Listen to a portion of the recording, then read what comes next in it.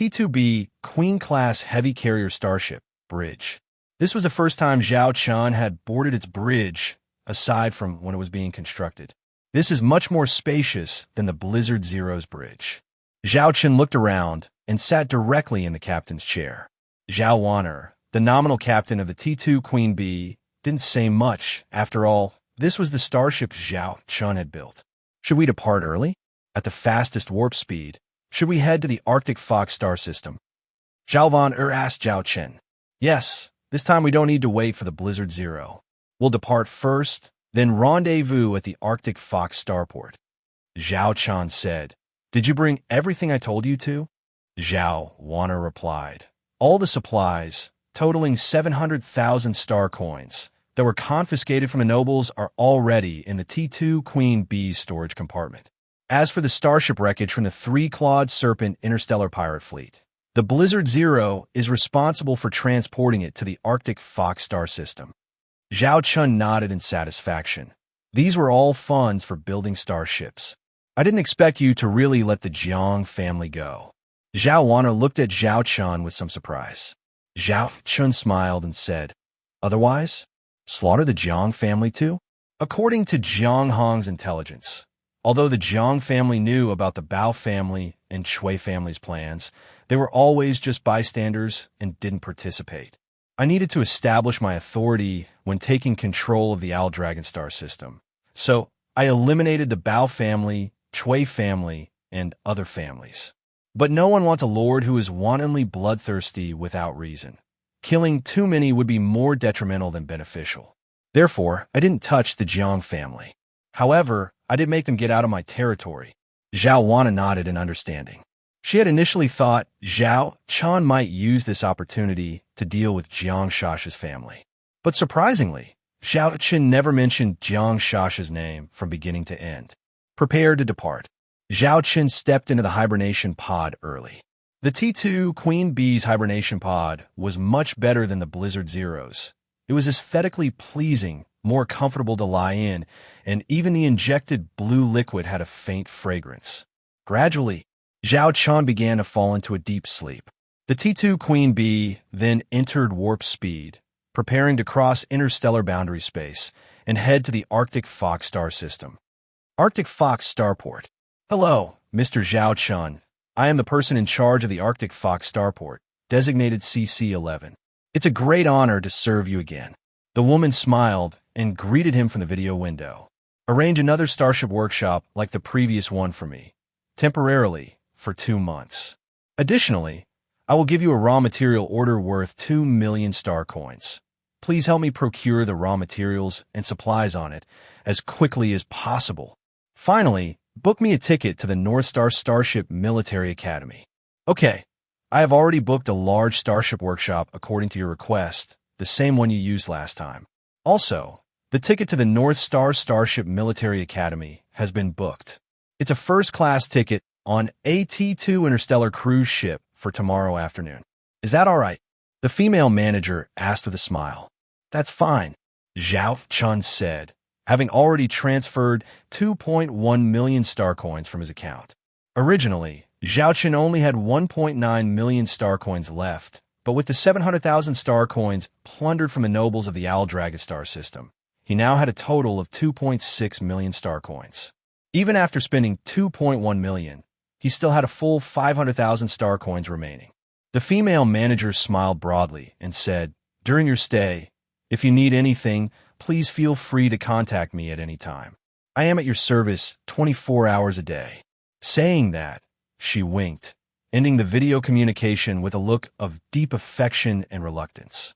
This was her big patron. 1 ticket. Zhao Wan'er looked at Zhao Chen in surprise, not knowing what Zhao Chen was planning. The T2 Queen Bee had undergone a week of warp travel, and with its 4-level warp engine, it arrived at the Arctic Fox starport a full week earlier than the Blizzard Zero. It was precisely the last day of September. I still have some matters to attend to, so I won't be returning to the Academy for now.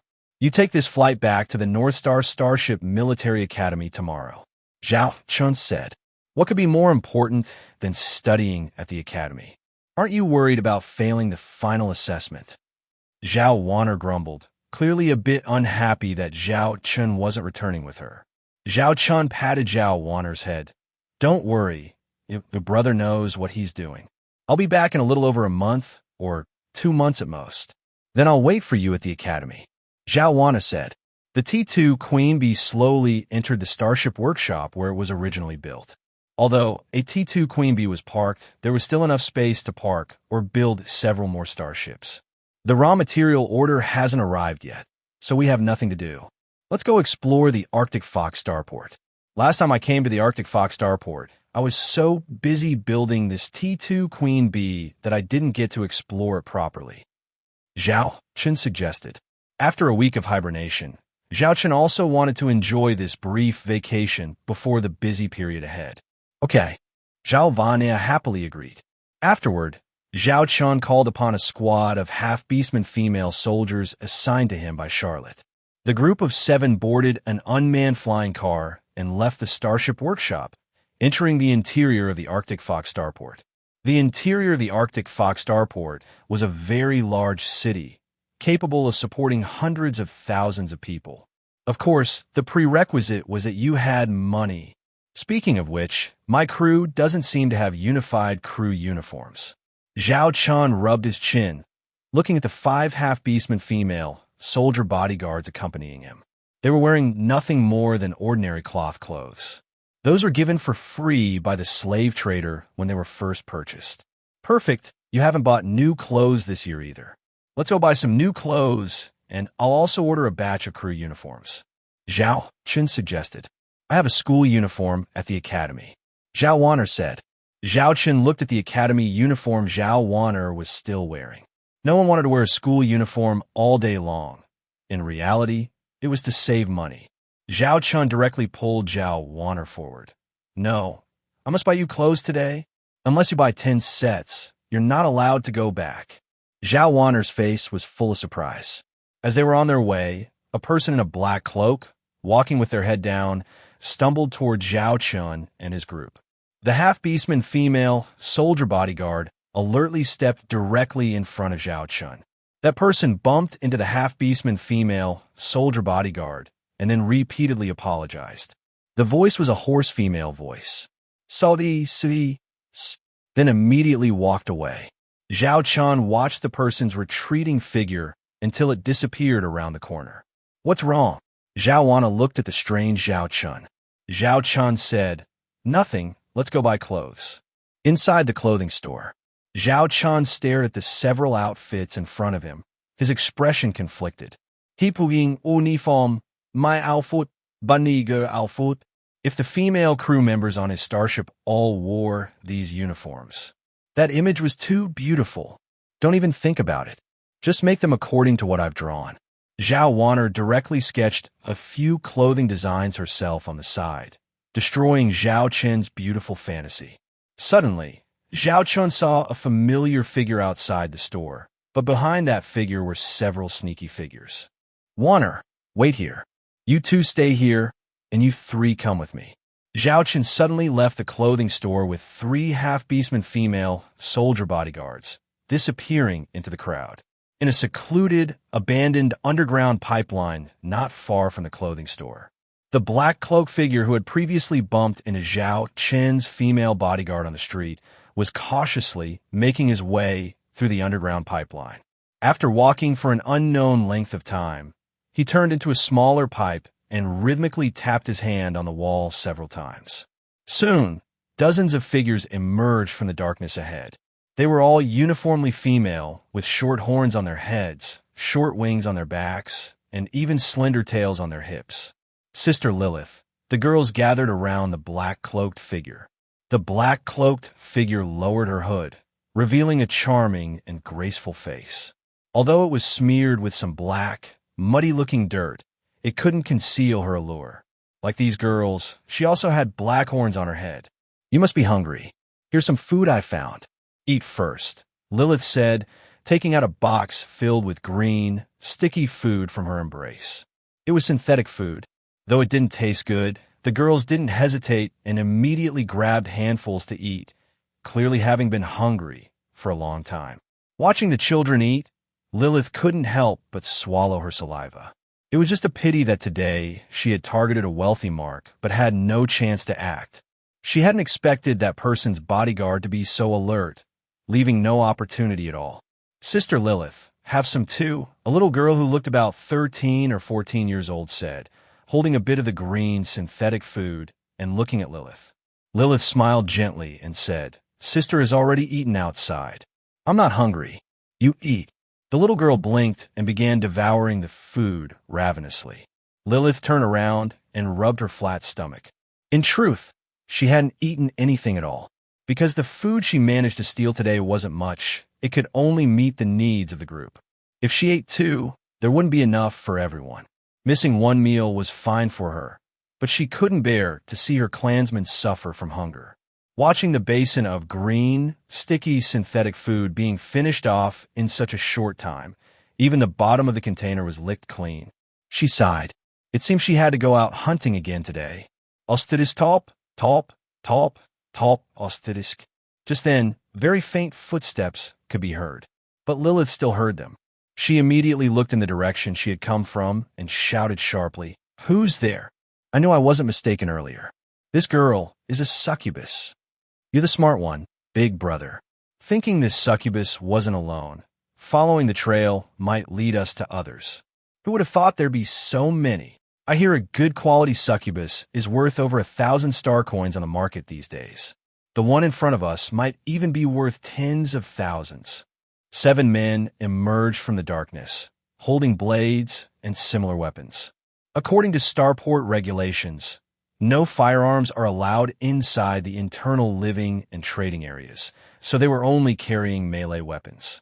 The 7 men leered at the succubus before them and the succubi behind her, who were now huddled together in fear.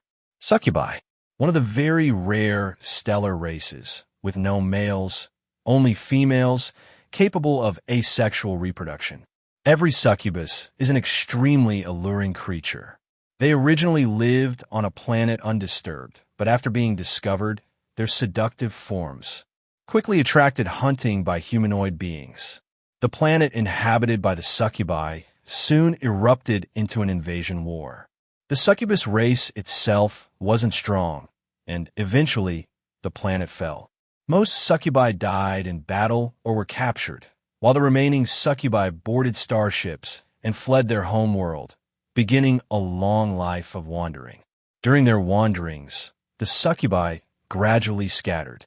On the black market, a single succubus is priced at over 1,000 star coins, with exceptionally beautiful ones even reaching tens of thousands of star coins.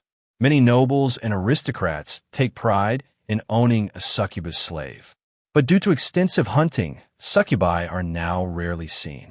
Who would have thought that dozens of succubi were living in the abandoned pipelines of this starport? This was a moving treasure trove. "Run now," Lilith shouted sharply. At the same time, she drew a dagger and assumed a fighting stance. The succubi behind her began to flee. Trying to escape? No way. The men swarmed forward. Lilith brandished the dagger in her hand, but it was clear her combat skills weren't formidable. Soon, the dagger was wrested from her grasp by one of the men. "Little girl, I suggest you don't resist. Instead of barely surviving here, why not let me sell you to those nobles? Then you can live in luxury. Why suffer here?" The man sneered as he grabbed Lilith's arm. "Who would want to be your prisoner? I'd rather die than let you succeed." Lilith opened her mouth and bit down hard on the man's arm. The man cried out in pain and kicked Lilith in the abdomen. Lilith was sent flying backward, crashing heavily to the ground, clutching her stomach in pain. "Let me go. Sister Lilith, save me." From behind came the cries and screams of her fleeing companions. Gritting her teeth, Lilith raised her head. At the other end of the pipeline, there were actually 4 or 5 more people blocking the way, already beginning to capture her companions. It seemed they were all part of the same group. "Hey, why'd you hit her so hard? If you damage her, she won't fetch a good price," another man yelled. The man who had been bitten snorted coldly, walking toward Lilith and saying, "If we can't sell her, we'll enjoy her ourselves. I've lived this long and never played with a succubus before. I hear that even if it costs you 10 years of your life, It's worth it to have a succubus once. As he spoke, the man reached Lilith. He placed one foot directly on her back, grabbed her hair, and sneered, "Tonight, I'm going to savor the taste of the famous succubus of the universe." With her hair pulled, Lilith's head was forced up. The pain in her body was nothing compared to the agony in her heart. She knew all too well what fate awaited her and her companions if they were captured. They had fled for so many years, barely surviving. Why? Why didn't her succubus race have the right to live equally? Was it just because they were beautiful? Lilith hated this damned universe, hated those who invaded her home world, hated the people before her. If anyone could save them, she, Lilith, was willing to give everything, even her life. Suddenly, screams echoed through the pipeline. At first, they thought it was the fleeing succubi, but soon they realized something was wrong. A figure walked out from the darkness. "It's quite lively here. Mind if I join in?" Zhao Chen smiled, watching the lively scene in the underground pipeline, as 3 female personal guards vigilantly protected Zhao Chen in the center. "Who are you?" The man stepping on Lilith stared at Zhao Chen, his hand behind his back gesturing a few times. His accomplices, who were originally still grabbing demon tribe members, began to gather around. "Who am I?" Zhao Chen rubbed his chin, looking thoughtful, then smiled and replied, "Who I am is none of your business." The man felt insulted. He pointed angrily at Zhao Chen. "Kid, I'm warning you. Behind me is the Black Fox Society of Arctic Fox Starport. If you scram now, I can pretend nothing happened. Otherwise, I'll make sure none of you leave Arctic Fox Starport." Black Fox Society? Hearing the name, it sounded like a gang. But Zhao Chen didn't care. He chuckled, shook his head, and spread his hands. "Your Black Fox Society might indeed have some capabilities. However, do you think any of you will leave here alive?" The man understood the meaning in the other party's words. He immediately pulled out a dagger, and his companions behind him also took out their weapons. A group of more than a dozen people gathered together. The 3 half-beastmen female personal guards immediately took up a fighting stance. "Don't be in a hurry. Let me try first." Zhao Chen stopped the 3 personal guards, then walked forward alone, beckoning to the men. "Stop dawdling. Let's make this quick. I think you're looking for death." "Get him! Kill this guy," the man ordered. His accomplices immediately swarmed forward, but because the underground pipeline itself wasn't wide, at most 5 people could walk abreast. In a fight, only 3 could rush to the front. Seeing this, the 3 female personal guards gripped the short blades of their waists. General Charlotte had said that no matter what happened, protecting the captain's life was the top priority. But now the captain had ordered them not to interfere. This made them conflicted, so they could only wait and see. As soon as the captain was in danger, they would immediately act. But an unexpected scene unfolded. Zhao Chen took the lead, first dodging the dagger in the hand of the first assailant, then striking that person's chest with a punch. Crack! That was the sound of a fractured sternum. Then Zhao Chen delivered 2 flying kicks, directly sending the other 2 flying as well. The speed was incredible, the movements fluid, and the power terrifying. Even the 3 half-beastmen female personal guards were amazed. This was in no way inferior to the elite warriors of their half-beastman tribe. Continue. A fighting glint flashed in Zhao Chen's eyes. After injecting the T1 super soldier serum, Zhao Chen had undergone simulated combat on the starship. The data showed that his current physical fitness exceeded that of most interstellar soldiers. However, because he hadn't had any actual combat, Zhao Chen still didn't know how strong he truly was. If he used the half-beastman female crew members as opponents, they would be mindful of his status as captain and wouldn't strike hard, and he also couldn't be rough with female crew members. So, he had been waiting for an opportunity to stretch his limbs. And now he had it. 3 minutes later, except for that man, all the other accomplices lay on the ground, a third of them having directly died. Either their hearts were directly shattered by heavy blows, or their necks were severed by a hand chop. Zhao Chen's strength was simply too great. An ordinary person's body couldn't withstand it. Don't come any closer, The man looked at Zhao Chen in horror, backing away constantly, finally turning around and fleeing in fright. Zhao Chen picked up a dagger from the ground and threw it directly. The dagger plunged into the man's buttocks. Ah! A sharp scream, and the man fell directly beside Lilith, in a peculiar posture. Zhao Chen said with dissatisfaction, "The accuracy is still not good. I clearly aimed for the head."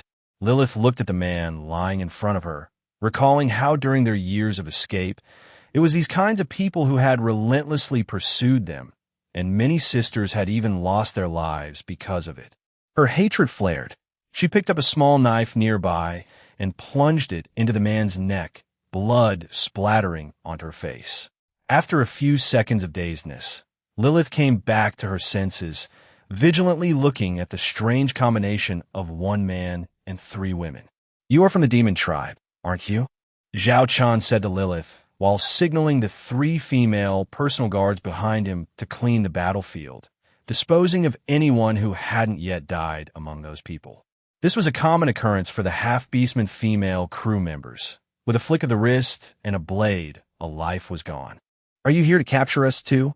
Lilith said, holding the dagger to her fair neck. "I would rather die than let you humiliate me." Zhao Chen shrugged and smiled. "If you want to die, then die, but I have no intention of humiliating you. I just saw the demon tribe and was curious to come and see." Lilith was stunned. She didn't understand what this man meant. "It's no longer safe here. If you don't mind, you can come to my starship.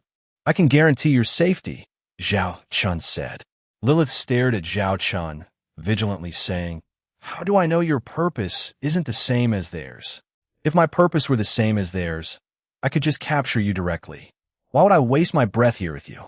If you don't accept my goodwill, then suit yourself. Let's go. Anyway, someone will come to catch you soon. You can die and be done with it, but it's a pity for your clansmen. I think there are even children among them." Zhao Chen turned around, preparing to leave. Lilith's soft spot was hit. She looked at her clansmen, who were huddled together in fear behind her. She bit her red lips lightly, and finally couldn't help but call out, "Hey, I'm willing to go with you as long as you can guarantee the safety of my clansmen and not harm them. I can agree to any conditions you have." These words had a significant impact on a man, especially coming from the mouth of a captivating demon tribe woman. "Can the 3 of you find a way to send them back to our starship?" "No problem, right?" Zhao Chen looked at his personal guards. The personal guards glanced at the demon tribe members, then nodded. "Captain, we can rent a few hover cars, park them at the exit of the underground pipeline, then hide them in the cars and take them back to the starship. It's not a difficult task." "Then let's do that," Zhao Chen said, walking towards the outside of the pipeline without looking back, as if he didn't care about the demon tribe members behind him at all. Lilith hugged her clansmen. She didn't know if her choice was right or wrong, but rather than waiting to die here, it was better to take a chance. She looked at the man's retreating back, her expression complex. What she didn't see was the slight upward curve of the man's lips. Besides their charming appearance and innate seductive talent, the demon tribe has another characteristic. They are incredibly intelligent. Their combat strength is very low, but their minds are exceptionally powerful. They excel at mental work, can manage many things well, and learn quickly. However, compared to these abilities, the world pays more attention to the demon tribe's appearance. After all, there are many intelligent starship races. Several unmanned vehicles stopped inside Zhao Chen's starship workshop. During the time he rented the starship workshop, this place was completely equivalent to Zhao Chen's private territory. Without his permission, even people from Arctic Fox Starport were not allowed to enter. "Come out. You are safe now," Zhao Chen shouted to the unmanned vehicles after getting out of his vehicle. Then, one by one, the demon tribe members cautiously stepped out of the vehicles, wearing black cloaks to conceal their identities. "This is my starship workshop, and this is my starship," Zhao Chen introduced to these demon tribe members. "And I'm a captain of this starship. My name is Zhao Chen. My name is Lilith, and I am their leader." Lilith stepped forward. It was clear she was very nervous and timid, but for the sake of her people behind her, she had to step forward. At this moment, a woman descended from another unmanned vehicle, and it was Zhao Wanner. Zhao Wanner looked at the several people who had appeared in front of Zhao Chen with surprise. She looked closely and exclaimed, "Demon tribe." Lilith immediately looked at the woman with vigilance. "Don't be nervous. This is my younger sister." Zhao Chen waved his hand and then looked at Zhao Wanner. "You're responsible for settling them in. They will temporarily stay on our starship for a while. First, take them to shower, then to the starship mess hall for a meal, and then arrange clean clothes and dormitories for them." "Okay," Zhao Wanner instinctively responded, but she quickly reacted and pressed, "Wait, you haven't explained where you abducted these demon tribe members from." Although she was a woman, Zhao Wanner clearly knew what the demon tribe meant to those males. Hey, what do you mean by abducted?" "I call this helping others." Zhao Chen rolled his eyes. "I'll tell you the details later. My batch of raw materials seems to be arriving, so I'll go check it out first. As for the clothes I just ordered, you're in charge of arranging them." After speaking, Zhao Chen scurried away, leaving behind Zhao Wanner and the demon tribe members. What demon tribe? Nothing was as important as Zhao Chen's starship. Lilith and her people thus walked onto this massive starship. "My name is Zhao Wanner, although I don't know how you were brought here by that guy. But you can rest assured, as long as I'm here, he won't do anything bad to you," Zhao Wanner said firmly. "My name is Lilith," Lilith said softly. Her people were still timidly huddled behind her, but they also curiously looked at the bright and clean starship corridors around them. Compared to Blizzard Zero, the internal structure of the T-2B Queen-class heavy carrier starship was quite beautiful, just like a work of art. The first time Zhao Wanner walked in, she fell in love with this starship. "Ew, I have a bit of smell. I'll take you to shower first," Zhao Wanner said, looking at Lilith. Lilith's cheeks flushed. These demon tribe members have been hiding in the underground pipes of the starport for some time, so of course, they had an unpleasant smell. In the spacious bathhouse, steam filled the air. There were shower stalls with shower heads installed on both sides, and a bathing pool in the middle for soaking. "Hurry up and take a shower. Clean clothes are all placed here. Change into them yourselves after you've showered. I'll take you to eat later," Zhao Wanner said, standing at the entrance of the bathhouse. Okay, Lilith was still a bit reserved, but some of the demon tribe girls couldn't help but go to the shower room to enjoy the warm, hot water. "It's hot water. I haven't had a hot bath in so long. But if we use so much water, will we get scolded? I heard that water resources on starships are very precious. I once rode on a T2 starship. The shower room on that starship only had 5 spots. It was hard to even turn around, and everyone only had 3 minutes to shower, and it wasn't even this kind of clean hot water," a demon tribe member said. Lilith looked around. As a demon tribe member who had held a position on a starship in the demon tribe's planetary kingdom, she knew very well that such a bathhouse was an extremely luxurious setup. "Feel free to use the water. Our starship uses the most advanced cosmic particle water molecule collection technology, so water is not very precious." Zhao Wanner's voice came from outside at this moment. This completely dispelled their concerns. These demon tribe members began to relax and bathe, washing away the dirt from their bodies, and one by one, their delicate figures were fully revealed. If Zhao Chen were here at this moment, he would probably be wide-eyed. Because they were in the underground pipes before, their appearances were not clear, but now that they were all clean and radiant, they truly lived up to their reputation as the most pursued beauties by humanoid males in the universe. After a dozen minutes, all the demon tribe members had finished bathing and changed into clean clothes. In fact, if they hadn't heard that they were going to eat, they could have bathed in this blissful place all day long. "Sister Lilith, will I have a chance to bathe in this place again in the future?" A small demon tribe member pulled Lilith's arm, looking at the bathhouse behind her, and whispered. Lilith looked at the expectation in the little demon tribe member's eyes. She couldn't bear to deny it, so she could only whisper, "You will." To this day, she still didn't know the purpose of the man named Zhao Chen helping them, nor did she know what their fate would be. "Miss Wanner, we've all finished bathing. Thank you for the clothes." "Actually, our clothes could still be worn," Lilith said, somewhat embarrassed. But in reality, their clothes were all tattered and ill-fitting. During their days of escape, who cared about clothing? As long as it covered their bodies, it was fine. Zhao Wana looked at the dozen or so demon tribe members in front of her, and her eyes instantly went wide. "You are too beautiful," Zhao Wana said enviously. The demon tribe possesses innate charm. This aura emanates from them with every gesture, and it is not something they can control. Therefore, they're all naturally alluring. Lilith's cheeks flushed, but she was already accustomed to such gazes. Zhao Wana looked at Lilith, then at herself, especially her chest. It was truly a case of the minor seeing the great.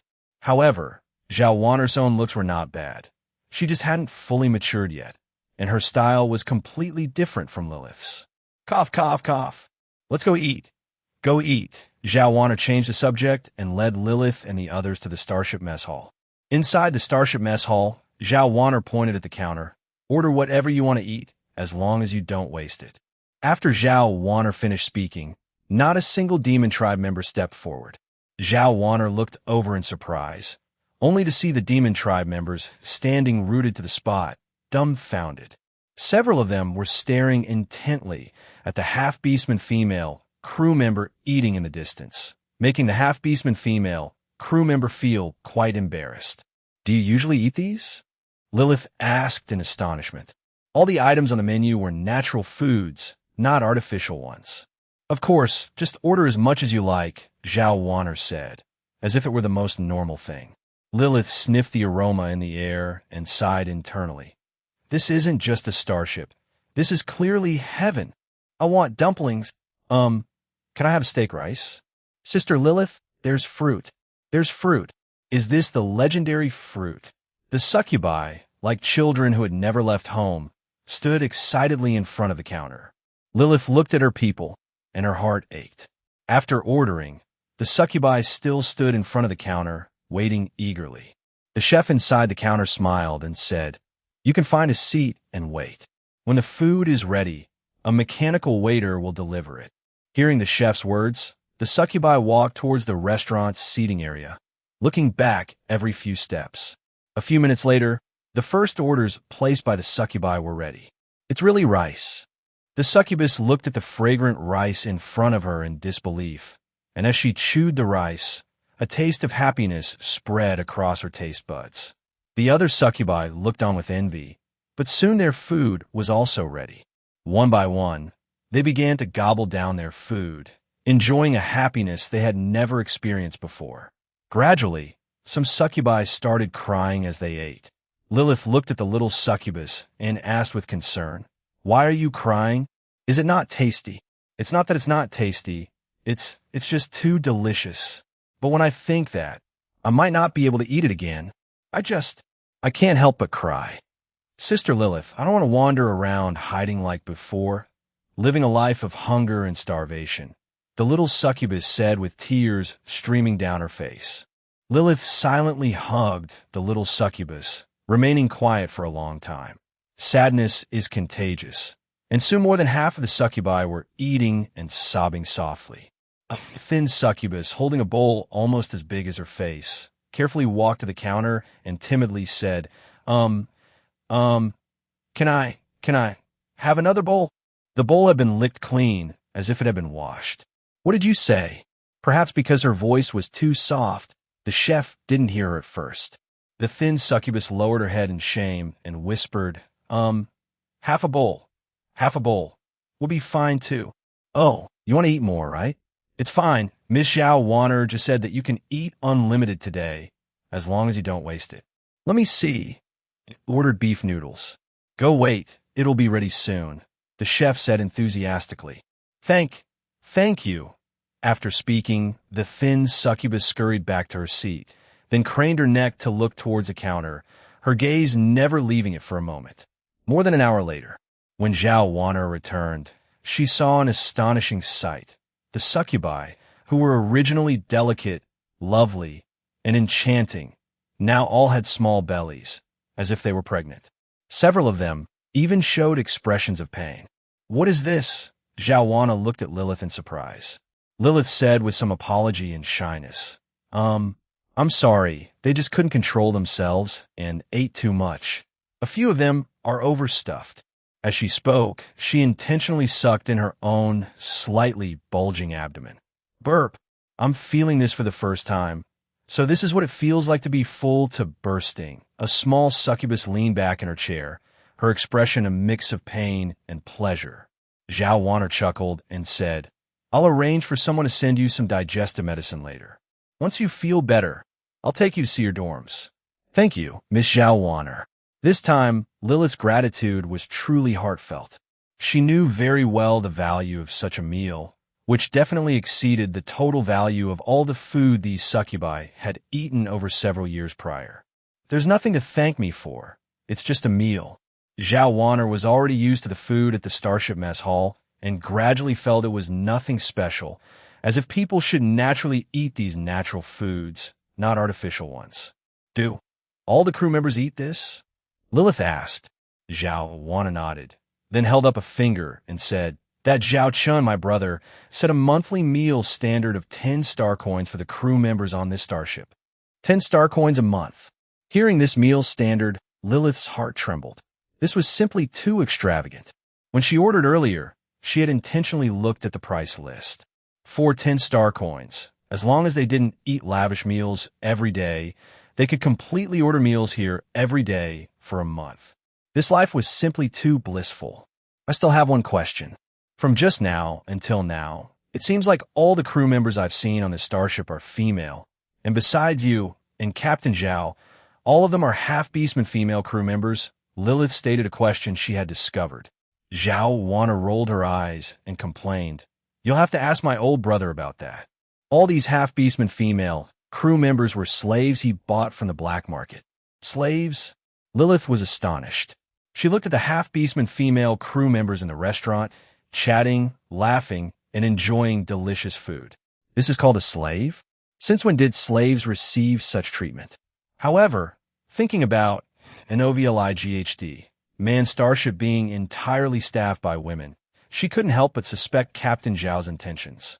After the few overstuffed succubi had rested, Zhao Wanner took them to the dorms. There are 18 of you, right? Then I'll arrange 5 4-person dorms for you. The empty beds will just remain empty, Zhao Wanner said as they walked. Lilith repeatedly waved her hand and said, No need, just one dorm for us will be fine. If not, even just a place to sit would be enough. Lilith looked at the clean corridor. In fact, resting there wouldn't be impossible.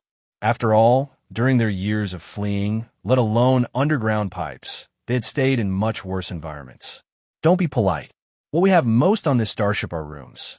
Although this starship only needs 100 people to operate, it can comfortably accommodate 300 people for living, and if you squeeze a bit, 700 or 800 people would be no problem at all. Zhao Wanner said proudly, as if introducing her own home. Soon, they arrived at the dorm area. This is where you'll be staying next. Beds and blankets have already been arranged for you, and there are clean clothes on each bed. This is a temporary ID card. From now on, you can go to the bathhouse for showers and the restaurant for meals at scheduled times, Zhao Wanner introduced. Lilith looked at the dorm in front of her, and she actually felt like she couldn't move her feet. Such a clean and bright room was going to be her sleeping place. And upon entering, to the left was an independent bathroom. She had never heard of a starship having independent bathrooms in individual dorms. Usually, an entire dorm area would share one bathroom, and that environment was terrible. Secondly, the entire room was quite large, easily 40 to 50 square meters, and contained 4 bunk beds, but the bottom bunks were used as desks. The aisle between the beds was a full meter wide.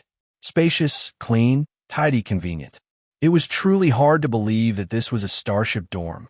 Lilith couldn't help but exclaim again, What kind of divine starship is this? After Zhao Wanner settled the demon tribe, she went to the control console on the other side of the starship workshop. There, Zhao Chen was planning the upcoming starship construction, his hands constantly moving across the holographic projection in front of him, modifying various parameters. Hey, you brought those demon tribe back. Do you have some evil purpose? Zhao Wanner looked at Zhao Chen as if scrutinizing a prisoner. Zhao Chen stopped his work and said helplessly, Hey, I'm doing a good deed, aren't I? Didn't you notice how pitiful those demon tribe are? Zhao Wanner narrowed her eyes at Zhao Chen. They're indeed pitiful, but I don't believe you brought them back just because they were pitiful. There are plenty of pitiful people in this Arctic Fox starport. Seeing that he couldn't hide it from Zhao Wanner, Zhao Chen stopped pretending and said with a chuckle, "Hey, those are the demon tribe." "I know. The most alluring women you men like," Zhao Wanner said with a cold snort, crossing her arms. Am I that vulgar? What I mean is, those demon tribe are very intelligent." Zhao Chen raised his hand and displayed detailed information about the demon tribe, especially highlighting their strong learning ability and intelligence with red lines. Zhao Wanner guessed Zhao Chen's meaning. "You want to take them in?" "Exactly. What I lack now are talents. Those half-beastmen female crew members, while qualified interstellar female soldiers, well, they're not good at certain tasks. For example, Charlotte. If you send her to war, she's definitely a top hand, but if you ask her to manage all aspects of a fleet, TSK, it's a complete mess. And the demon tribe happen to be good at management, and they have good memories, so they can do a lot of work. They're very suitable for clerical work on a starship." Zhao Chen said, his eyes gleaming. "Talent. This is talent.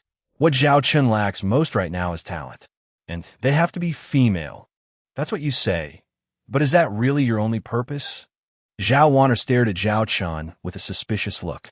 Zhao Chen rolled his eyes. "Hey, I'm your brother, aren't I? If I were that kind of person, in these past few months, have you ever seen me touch a half-beastman female soldier?" "No, I haven't, but each of those demon tribe is incredibly charming. Even I feel moved. Who knows if you'll act like a beast?" Zhao Wanner snorted coldly. "All right, I won't argue with you anymore. Go back and get some rest. You still have to take tomorrow morning's Interstellar cruise ship back to North Star Starship Military Academy," Zhao Chen said. "Are you really not coming back with me?" Zhao Wanner asked. Zhao Chen pointed to the holographic starship designs in front of him. "Look, can I possibly go back?" "What starship is this?" Zhao Wanner asked curiously. Zhao Chen smiled mysteriously. "An existence that can build a star fleet for us in the future." "Starfleet?" Zhao Wanner had originally wanted to make a sarcastic remark. She knew that a minimum-sized starfleet required at least 30 starships, and now he only had 2, even with a generous count. Wanting to establish a starfleet seemed a bit too exaggerated. But then she thought about Zhao Chen's previous assembly of Blizzard Zero and the construction of the T-2B Queen-class heavy carrier starship. Which of those things wasn't exaggerated? Perhaps he really could do it? "All right then, I'll wait for you at North Star Starship Military Academy." Zhao Wanner glared at Zhao Chen. "But I'm warning you, if I find out you dare to bully those demon tribe, watch out, I'll..." Zhao Wanner made a scissor gesture with her hands, then turned and left. Where did this girl learn these things? Zhao Chen grumbled, then buried himself back in his work. As for those demon tribe, they needed to be left alone for a while. There was no rush to subdue them. Since they had boarded his starship, they wouldn't have a chance to get off this pirate ship. Half a day passed. The system prompt in his mind pulled Zhao Chen's thoughts back. Zhao Chen put down his work and opened the system page. 2 pop-up windows appeared. Quarterly mission. Please build and own 3 different T2 class or higher starships, system produced. It turned out the quarterly mission had appeared. Zhao Chen glanced at the time. It was already October. It seemed that this quarterly mission was issued every 3 months. There was no mission penalty, but if it wasn't completed, it would be automatically canceled, and the rewards were generous. It was the best way to obtain system rewards. You look at the other pop-up window. Monthly points, 80 points. Zhao Chen's system points had actually increased by 80 points. He checked it and found it was passive income from the T2 Queen Bee. As mentioned before, there were several ways to obtain system points. Besides completing system missions, it was by relying on the passive income from owning system starships. And this T2 Queen Bee had entered service in early September, so he could claim monthly points in October. Accumulated daily, it was 80 points. The more starships owned, the more points. The higher the starship's class, the more points. That was the meaning. This is good. In the future, with more and more starships, Even if I don't do system missions, I can still get large amounts of system points, Zhao Chen thought happily. A week passed in a flash. On the second day after the demon tribe arrived at the T2 Queen Bee, Zhao Honor took an interstellar cruise ship back to North Star Starship Military Academy. And all the raw material orders Zhao Chen needed had arrived. From then on, he began his long life of starship construction again. And for these 5 days, one person was immersed in anxiety. That was Lilith of the demon tribe. Originally, she thought that the man would come to her on the second day and state his purpose. But unexpectedly, the man didn't come on the second day, and even Miss Zhao Honor bid farewell and left. On the third day, the man still didn't appear. On the fourth day, he still didn't appear. On the fifth day, Lilith had actually grown accustomed to life on this starship. Every day, she would wake up with the female soldiers, make her bed, wash up, and then go to the starship mess hall for meals. For the rest of the time, they would help clean the starship, even though cleaning robots were already responsible for this. But they didn't want to stay idle, so they would actively look for things to do. Gradually, they also started to get familiar with the half-beastman female crew members on the starship and learned that their lives here were very good. The captain had never forced them to do anything. On the sixth day, Lilith began to fall into anxiety. The more she adapted to her current life, the more anxious she became, especially since the man still hadn't appeared. That night, she couldn't sleep. On the seventh day, Lilith lay on the soft bed, staring at the ceiling, unable to sleep for a long time. In the past, she hadn't slept in a bed for a very long time, let alone a bed. Sometimes just having a place to shelter from the wind and rain was good enough. So, on the first day, many of the demon tribe couldn't sleep, to the point that some of them eventually had to lie on the floor to fall asleep.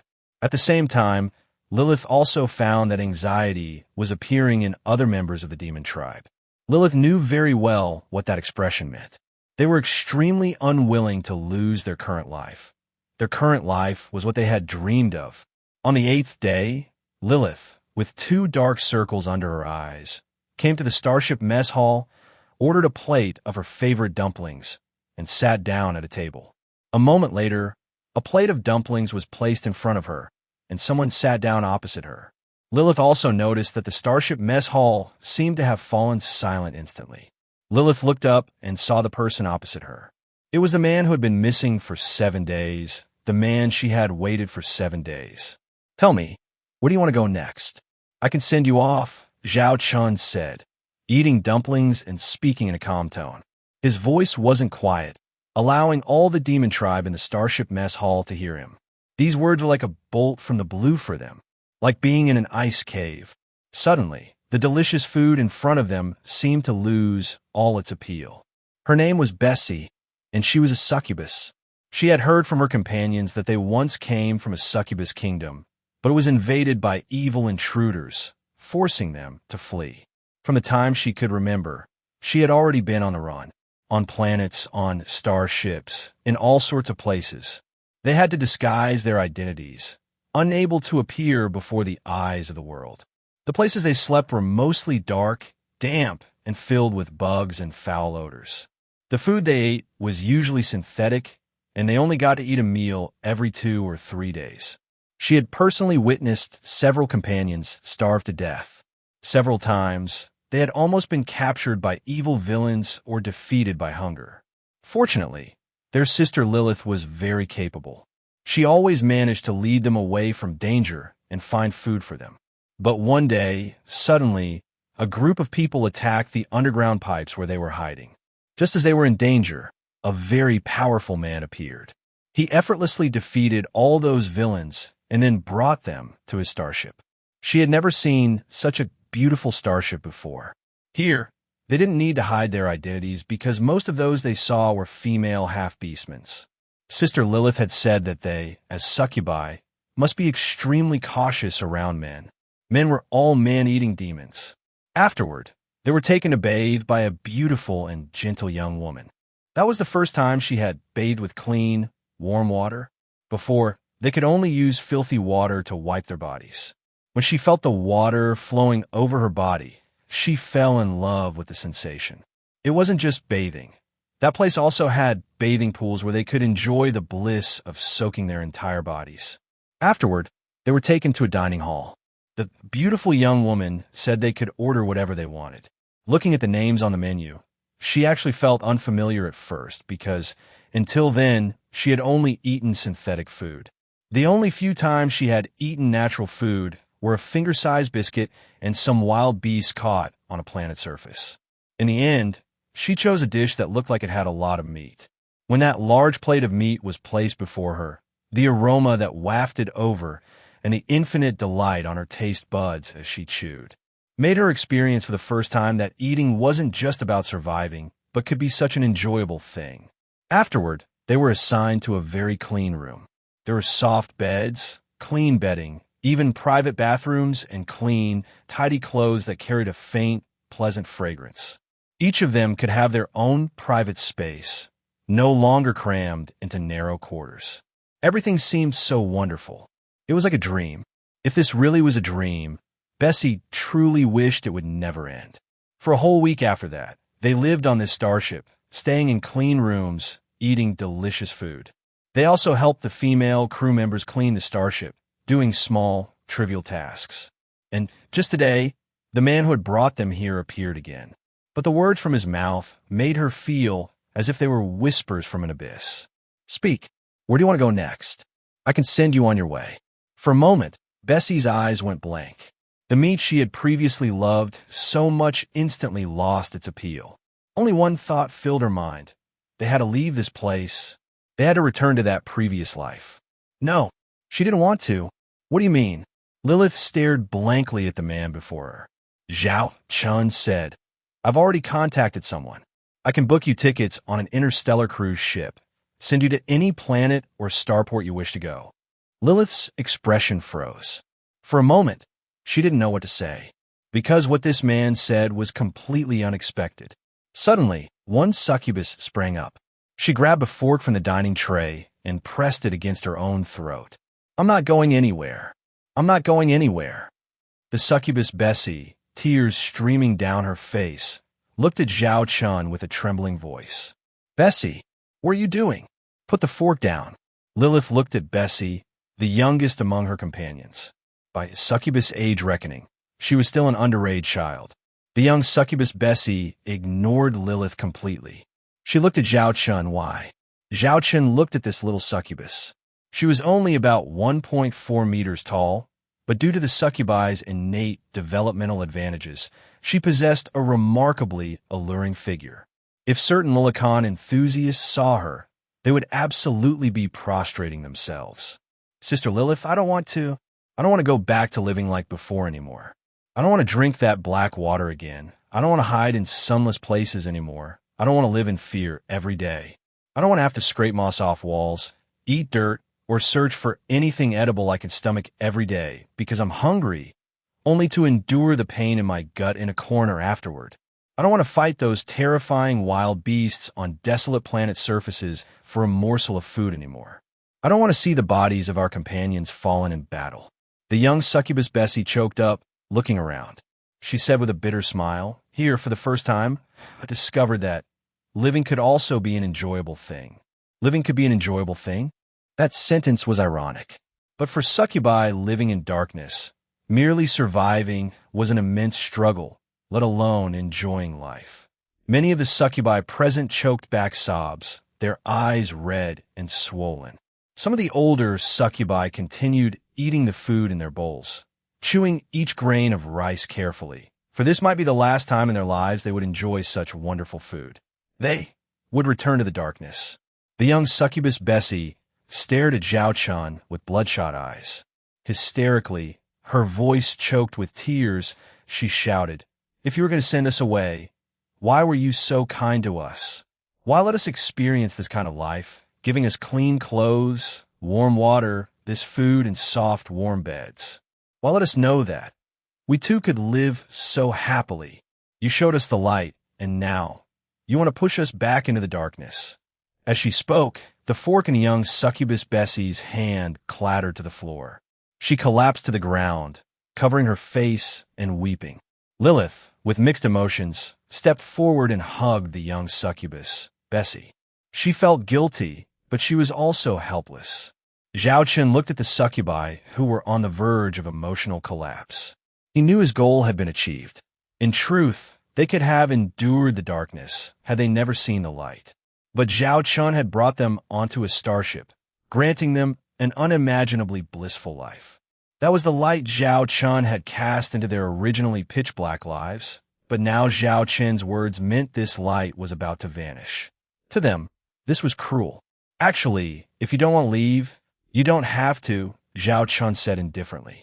At that instant, all 18 succubi present looked at Zhao Chen in unison, and even Lilith's eyes were filled with a certain expectation.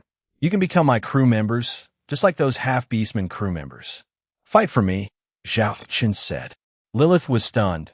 She hadn't expected such a choice, to fight for a human, something she had never considered. Because in the eyes of humans, succubi were never considered interstellar warriors, but merely tools for release. I'll give you time to think it over. You can finish this meal. If you choose freedom, then leave through the back door of the restaurant, and someone will arrange for you to go to any planet or starport you wish. If you want to stay here, then go to the front door of the restaurant.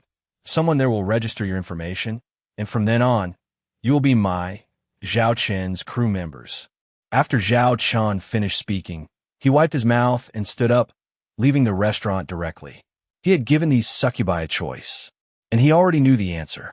Not long after Zhao Chen left, the little succubus Bessie wiped away her tears without a word and ran towards the front door. No matter what, she had to stay. If she couldn't stay here, she would rather die. The other succubi also walked towards the front door one after another. Sister Lilith, let's stay. Another succubus looked at Lilith, who had been silent, and actively went forward, taking her hand and persuading her. Lilith bit her red lips lightly, and soon she felt relieved. She had always thought of freedom before. But what would happen after leaving? Just as the little succubus Bessie said, continue to hide and sneak around? Continue living a hand-to-mouth existence? You go first. I'll be there in a moment. Lilith stroked the succubus's head, then quickly walked in the direction Zhao Chen had left. Walking down the starship corridor, Zhao Chen heard footsteps behind him. He knew he had succeeded. Wait a moment. Lilith called out to Zhao Chen, blocking his path. Something wrong? Zhao Chen asked. Lilith stared at Zhao Chen, and she asked, what exactly is your purpose? Enticing us with a superior life. What do you want to gain from us? Is it merely to make us your interstellar soldiers? My purpose, you've already stated, Zhao Chen shrugged. Lilith looked at Zhao Chen skeptically. Zhao Chen knew that if he didn't give Lilith a satisfactory answer, she would not be convinced. To be honest, my fleet has just been established with only 2 starships, totaling about 800 interstellar soldiers, all of them half-beastmen. Half-beastmen are fine when it comes to operating starships in combat, but they're not good at managing starship internal affairs and fleet matters. I lack talent, and you succubi happen to be the talent in this area. Of course, I will also conduct assessments and training for you later. Zhao Chen stated his thoughts.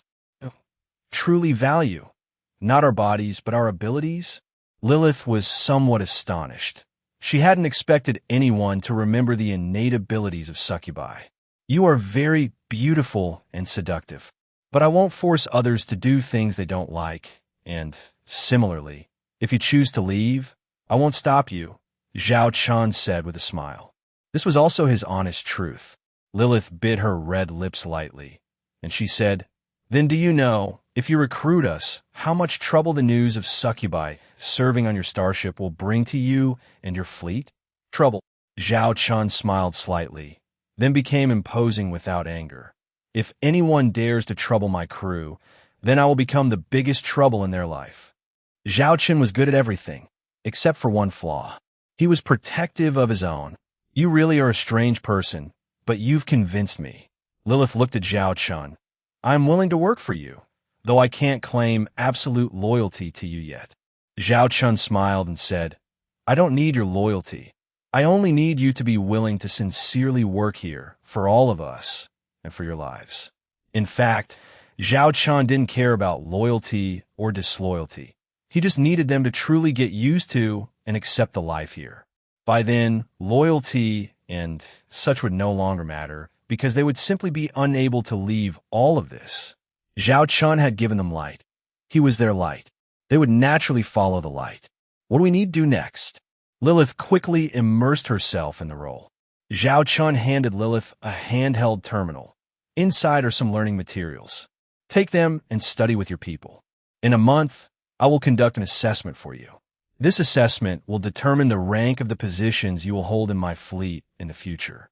To put more directly, it concerns your future living standards here, whether you can eat meat with every meal. Lilith took the handheld terminal and smiled. Just based on your last explanation, I believe they will definitely study the contents thoroughly. Study? What succubi were best at was studying. After temporarily dealing with the succubi's matters, Zhao Chen returned to the construction workshop of the T2 Iron Hammer class heavy interstellar industrial ship. The hull keel of the T2 Iron Hammer was now laid, but it would still take a considerable amount of time to see the entire construction completed. The quarterly mission is 3 different types of T2 starships. Currently, I already have one T2B Queen-class heavy carrier starship. Adding this T2 Iron Hammer to complete the mission before the end of December, I must build another T2 class starship. Zhao Chen didn't want to miss the quarterly mission, which offered generous rewards. Inside Arctic Fox Starport, in the underground pipe where Zhao Chen had taken the succubi earlier, a team of people holding searchlights groped their way there, discovering the bodies in the underground pipe and traces of human habitation. A young man covered his nose, looking around with disgust. Big brother, we found the bodies of Housie and a few others. Half of them died from severe blunt force trauma, and the other half were likely gravely injured before having their throats slit directly. The assailant was very decisive. Also, there's no trace of the target's succubus. A subordinate came before the man and reported. I wondered why Housie had gone missing these past few days. Turns out something happened here. The succubus we've been looking for is also gone. This was a task that our Black Fox Society's president repeatedly emphasized. The relevant clues were also obtained with great difficulty, costing us thousands of star coins. Who exactly is this, daring to snatch food from the Black Fox Society's mouth, right here in Arctic Fox Starport? A cold glint flashed in the young man's eyes. Find them for me. Send people to search for clues at every exit of this section of the underground pipe. You must find out who took the succubus. In the blink of an eye, a month passed. Zhao Chen's T2 Iron Hammer class heavy interstellar industrial ship construction was mostly complete. Looks like I'll have to find some soldiers who know how to build starships in the future. Otherwise, I'll be doing all this work myself and will die of exhaustion sooner or later, Zhao Chen said, his face covered in oil, as he looked at the new starship in front of him. He laughed. Brother, with you, my work pressure won't be so great anymore. Captain. At this moment, a soft female voice came from behind Zhao Chen. Zhao Chen turned his head, and his eyes lit up. She wore a pure white, crisp, standard military uniform with a short skirt that ended just above her knees and white long socks on her calves. Because she was of the demon tribe, special holes were left at the hip of the skirt and the back of the top, allowing her demon tribe tail and small wings to extend out. The already charming demon tribe looked even more so in this outfit. Zhao Chen truly experienced what uniform temptation meant. At the same time, he thanked his sister from the bottom of his heart. This was precisely the starship uniform designed and custom-made by his sister, Zhao Wanner. Considering the unique nature of Zhao Chen's fleet, the style of the starship uniform was not fixed. Only the fabric and general design were, so that at first glance, people would know they belonged to the same series. However, some variations could be made based on the specific figure and features of the female soldier wearing it. After all, Zhao Chen's soldiers were either half-beastmen's or demon tribe. Captain, Lilith called out to Zhao Chen again. Zhao Chen finally snapped back to reality, realizing he had been a bit out of sorts. He immediately feigned composure and asked, Is there something you need me for? The content you asked us to study earlier, we have all finished learning. May I ask, when will the assessment begin? Lilith inquired. Zhao Chen then remembered what he had assigned a month ago. Let's do it today. Have all the demon tribe gather in the starship conference room. Yes, Lilith responded. Just as Lilith left, Charlotte appeared. In fact, Charlotte had already arrived here, driving the Blizzard Zero in the first week of October. Lilith greeted Charlotte and saluted before leaving. The two had met several times during this period, and perhaps due to somewhat similar fates, they quickly became good friends, appreciating each other. It seems they, the demon tribe, have gotten used to life here, Charlotte said, walking up to Zhao Chen. The two were now as familiar as old friends. How is it? Are you satisfied with my arrangements? Zhao Chen asked, while also surveying Charlotte's standard military uniform up and down. Because Charlotte was an executive officer, her uniform had some minor differences in detail, but broadly, there was no major difference. It was also a white top, white short skirt, and white long socks. But while it had a seductive appeal when worn by Lilith, it looked like a heroic female general when worn by Charlotte. They were completely different visual impacts. It is rumored that the demon tribe's innate abilities include strong learning and good management skills. However, as you know, everyone focuses on their physical appearance, and almost no one has put this into practice. I guess only you would recruit the demon tribe to serve as your interstellar female soldiers. If outsiders knew, they would definitely say you're wasting valuable resources, Charlotte teased. Zhao Chen laughed, letting them utilize their value in suitable positions. That is truly getting what you pay for. Charlotte looked at the T-2 Iron Hammer-class heavy interstellar industrial ship Zhao Chen was building. Your interstellar industrial ship is almost finished, isn't it? It will be completed in, at most, 1 month. During this time, keep an eye out for a batch of half-beastman soldiers with starship manufacturing and repair skills. The requirement is the same as before. They must be female, Zhao Chen said. I'm starting to wonder if you really have some special fetish. It's strange, there are hundreds of women on our starship, and while not all of them are heavenly beauties, they are certainly attractive. And don't you humans like half-beastman females? What do you call us? Beast ear girls. Charlotte looked him up and down suspiciously. Zhao Chen said earnestly, Please, we've known each other for 3 or 4 months now. Don't you know what kind of person I am?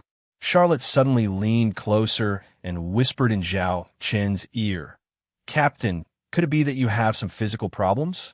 Zhao Chen paused, then immediately flared up. What do you mean, physical problems? I'm telling you, if you've got the guts, come to my room tonight, and I'll show you what an electric little strongman is. Charlotte wasn't angry about Zhao Chen's crude joke. After all, she had also served as a captain before with a group of big half-beastmen men under her, so she had heard all sorts of crude jokes. But to actually entice Zhao Chen, she wasn't mentally prepared yet. Let's talk about serious matters. By building this interstellar industrial ship, do you intend to continue building many starships in the future? Charlotte changed the subject. Zhao Chen nodded. My temporary goal is to first build a star fleet. Then there are a few problems to solve. Currently, we have 2 starships, and in the future, it will be 3. At that time, our name will have to be decided. Should we directly call it the Xiaolong Fleet, based on your territory's name, or choose another name? Also, our fleet emblem has not been decided yet, Charlotte said. Hearing what Charlotte said, Zhao Chen thought about it, and indeed, that was the case. Now that the fleet's standard uniforms were in place, other things also needed to be completed. The fleet's name will be the Xiaolong Fleet, and as for the fleet emblem, we'll use the owl dragon emblem that my great-grandfather's generation of the Zhao family used before. As he spoke, Zhao Chen found a dragon-patterned emblem from his handheld terminal. Xiaolong Fleet, owl dragon emblem. Then we'll call ourselves the Xiaolong Fleet from now on. Charlotte remembered the owl dragon emblem and planned to arrange for someone to paint it on the hull after she returned. Charlotte continued, There's another issue. Although we currently only have 2 starships. However, regarding the arrangement of the fleet's flagship, I think you still need to consider it. The fleet's flagship means the leading starship in a fleet, the most important existence. The flagship will not be decided for now. After all, We don't have many starships yet, Zhao Chen said. In fact, he already had an idea for the flagship's arrangement. It was the T-3 Blizzard-class light interstellar battlecruiser lying in his system warehouse. It was a pity that it still couldn't be revealed yet. But Zhao Chen had already decided that the Xiaolong fleet's first flagship must be a T-3 starship. To be honest, in the Owl Dragon star system, Xiaolong fleet was already a relatively rare term. Since the decline of the Zhao family, the family starships within their territory had never again referred to themselves as the Xiaolong fleet, which also caused this emblem to fall into obscurity. Zhao Chen stared at the emblem, involuntarily thinking of the Zhao family's grandfather, who, after enduring countless hardships and achieving great deeds, established the current Zhao family. He wanted this owl dragon emblem to shine again in the Starlight Empire, to make the name of the Xiaolong fleet spread throughout the galaxy. Inside the conference room of the T-2B Queen-class heavy aircraft carrier starship, 18 succubi were currently standing by, ready for action. The exam begins. You need to complete the questions in front of you within 3 hours, Zhao Chen said, looking at the 18 succubi. Each of the 18 succubi had a holographic screen in front of her, displaying their assessment questions. The moment Zhao Chen announced the start of the exam, not a single succubus spoke. They all began to diligently work on the questions. In fact, all these exam questions were found by Zhao Chen, who had his younger sister, Zhao Wan'er, retrieve them from past Civil Service Department exams at the North Star Starship Military Academy. And these were all 6th grade exam questions. The materials Zhao Chen had previously given to Lilith, and the others were the theoretical materials that civil service students at the North Star Starship Military Academy needed to study in their 6th year. However, Zhao Chen only gave them 1 month. During this month, these succubi studied every day, even while eating, sleeping, and showering. And today was the time to verify their abilities. Time passed bit by bit. Some succubi showed no change in expression, some frowned in thought, and some were anxious and worried. 3 hours quickly passed. Everyone, cease all activity. I will receive your exam content. As for the results, I will announce them in a few hours. You are now to immediately leave the conference room and engage in free activities, Zhao Chen said seriously. Although the exam was over, every succubus dared not relax in the slightest. They all remained outside the conference room, poised and ready. Little succubus Bessie pulled Lilith's hand and softly asked Sister Lilith, what if we didn't do well on this assessment, will Captain Zhao kick us out? Although Captain Zhao had only said that the assessment concerned their future positions on the starship, he did not say whether they would be expelled if they failed. So, they had been on tenterhooks for the past month. It's all right. You all worked very hard. I believe your assessment will be fine, Lilith comforted her. An hour later, Zhao Chen pushed open the door and came out. The gazes of the 18 succubi all fell on Zhao Chen, filled with tension, anxiety, and fear. I will now announce the assessment results and rankings. First place, Lilith. Lilith's ranking was something everyone had anticipated, as Lilith's talent was the highest among all of them. Second place, Marcy. Third place. 6th place, Bessie. Upon hearing her ranking, Bessie breathed a sigh of relief. At least she was 6th and not at the bottom. The few succubi at the bottom of the rankings were now nervous, looking at Lilith and the commander helplessly, some even covering their faces and crying, regretting why they hadn't studied harder. After Zhao Chen finished announcing the rankings, he looked around and then said, "Everyone's scores are passing." Passing. At this, those few succubi at the bottom of the rankings also let out a long breath. One succubus cautiously asked, "Then, Commander, can we stay?" "Of course," Zhao Chen said with a smile. In fact, whether they performed well in the assessment and whether they could stay was entirely up to Zhao Chen. The assessment was merely a formality, but it must be said they truly performed well. In just 1 month, even the succubus with the lowest score reached the level of a 4th-year civil service student at the North Star Starship Military Academy. Among them, Lilith even achieved the highest score, a few points higher than the passing score of the North Star Starship Military Academy assessment. I will now announce your future job positions. Lilith will serve as my adjutant. Marcy will serve on the Blizzard Zero Bridge. Zhao Chen announced everyone's positions, all of which were civil service roles on the starship. Among them, Lilith's position was the highest. An adjutant in an alliance fleet can be said to be the second in command, second only to the fleet commander. And on a starship, she is definitely one of the top 3 power holders, on par with the executive officer. Me, adjutant. Lilith was also startled. That's right. This is what you deserve based on your ability. I hope you will work diligently in the future. If we encounter other succubi in the future, you can also recruit them, just like Charlotte, Zhao Chen said. Lilith looked at Zhao Chen with some surprise. She had not expected Zhao Chen to value her so highly. Commander, I will definitely work hard. Bessie, who was beside her, said excitedly. Being able to stay here was the happiest thing for them. And so, Lilith and the other succubi officially joined the Xiaolong fleet. In the last few days of November, Zhao Chen's T2 Iron Hammer-class heavy interstellar industrial ship was officially completed. The Owl Dragon emblem, representing the Xiaolong fleet, also appeared on its hull. With it, I can build our starships faster and in greater numbers. Zhao Chen looked at the T2 Iron Hammer in front of him with joy. He looked at Charlotte next to him. How are the matters I asked you to handle progressing?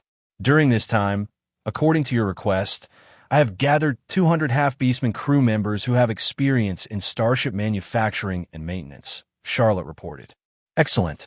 Starting tomorrow, have them board the starship and begin learning, quickly mastering the T2 Iron Hammer, Zhao Chen said with some excitement. Charlotte, however, poured cold water on Zhao Chen. Commander, although we now have the T2 Iron Hammer.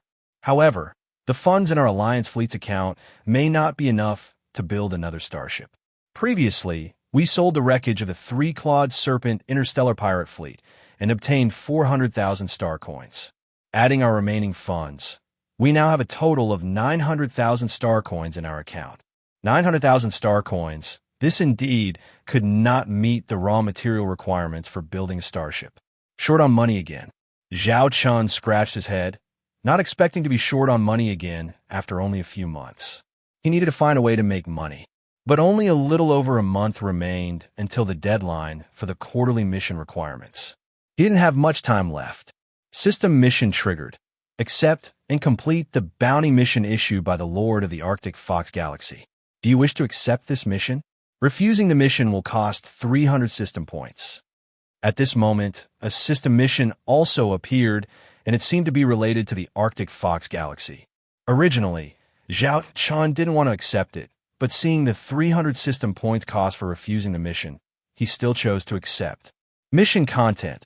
Accept and complete the bounty mission issued by the Lord of the Arctic Fox Galaxy. Mission difficulty. Class C. Mission reward. 5 mission points and 1,000 points. Special reward. A random reward will be given based on mission completion. Failure penalty. Deduct 1,000 system points. Zhao Chen glanced at the system mission and immediately asked Charlotte to check if the Arctic Fox Galaxy had issued any bounty missions. You know about this? Charlotte looked at Zhao Chen in surprise. What is it? Zhao Chen looked at Charlotte. It seemed Charlotte knew something. Charlotte said, just now, the Arctic Fox starport broadcast throughout the entire starport, requesting private fleets and adventurer fleets to accept a bounty mission. The content is that a cosmic insectoid hive has appeared on a remote asteroid base in the Arctic Fox Galaxy. A small Imperial Army fleet has already gone to support, but the number of interstellar insectoids inside the hive is considerable, and the battle situation is not good. And the Lord fleet of the Arctic Fox Galaxy and another Imperial Army fleet will need a day to arrive, while it only takes 3 hours to get there from our location. The mission requirement is to cover the evacuation of 5 million residents on that asteroid base. Zerg? Zhao Chen's eyelids twitched. Interstellar insectoids are like creatures that appear out of thin air, with no information about them whatsoever. It is only known that they are instinctively warlike and will subconsciously devour any living creature within their perception, even to the point of cannibalizing their own kind. If they descend upon a planet, it will be a catastrophic disaster for all life on that planet. Interstellar insectoids generally appear with the emergence of a cosmic insectoid hive. To this day, there is no scientific explanation for the appearance of cosmic insectoid hives. They are also referred to as cosmic rifts, interstellar fissures, and so on. It's as if a rift suddenly appears in the universe, and then the interstellar insectoids pour out from it, launching attacks on surrounding planets. If not contained, these interstellar insectoids will, after devouring all life on a planet, proliferate into more Zerg, then spread toward surrounding planets and galaxies. The duration of a cosmic insectoid hive's existence is not fixed. Some are long, some are short, some are large, some are small. Different scales of cosmic insectoid hives will result in different scales of interstellar insectoids appearing. In this regard, researchers of the Galactic Alliance have already developed a system for discovery. Cosmic insectoid hives are classified from low to high. Level 1, Level 2, Level 3. The grading standard is proportional to T1 technology and T2 technology. Because in their battles against the interstellar insectoids, everyone discovers that some powerful individual interstellar insectoids possess strength comparable to interstellar warship. And these interstellar insectoids are also called Zerg hive motherships. Zerg hive motherships carry large numbers of interstellar insectoids to fight, conquer, and slaughter planets. Zhao Chen recalled the knowledge about the Zerg he had learned at the North Star Starship Military Academy. So, is there any detailed information about this mission? Zhao Chen asked Charlotte. Charlotte shook her head. I only heard the general news. I don't know the detailed content yet. Zhao Chen pondered for a moment, then said to Charlotte, You immediately go and prepare. Arrange for the Blizzard Zero and the T-2B Queen-class heavy carrier starship to carry a full load of military supplies and prepare for departure from the starport at the fastest speed. Depart from the starport? Where to? Charlotte had just finished asking when she realized. She looked at Zhao Chen in surprise. Commander, you couldn't possibly be. Do as I say. I'm going to try to get more information on this now. After giving his instructions, Zhao Chen immediately headed to the bridge of the T2 Queen Bee. Meanwhile, Charlotte went to the Blizzard Zero to issue the mission. During the period when Zhao Wanner was absent, the two of them were respectively responsible for these two starships. Upon arriving at the bridge, Zhao Chen immediately contacted someone. Hello, Mr. Zhao Chen. I am Starport Manager CC11. May I ask what service you require? The female manager, seeing him for the third time, smiled at the man before her. Do you know about the cosmic insectoid hive incident? The female manager was startled, then nodded. Are you referring to the cosmic insectoid hive incident that occurred around P331 asteroid? If there aren't two cosmic insectoid hives in your star system, then that's the one, Zhao Chen said. If you wish to know the detailed contents, you can go to the headquarters where the missions are issued at the Arctic Fox Starport. There is an introduction there, the female manager replied. I don't have time.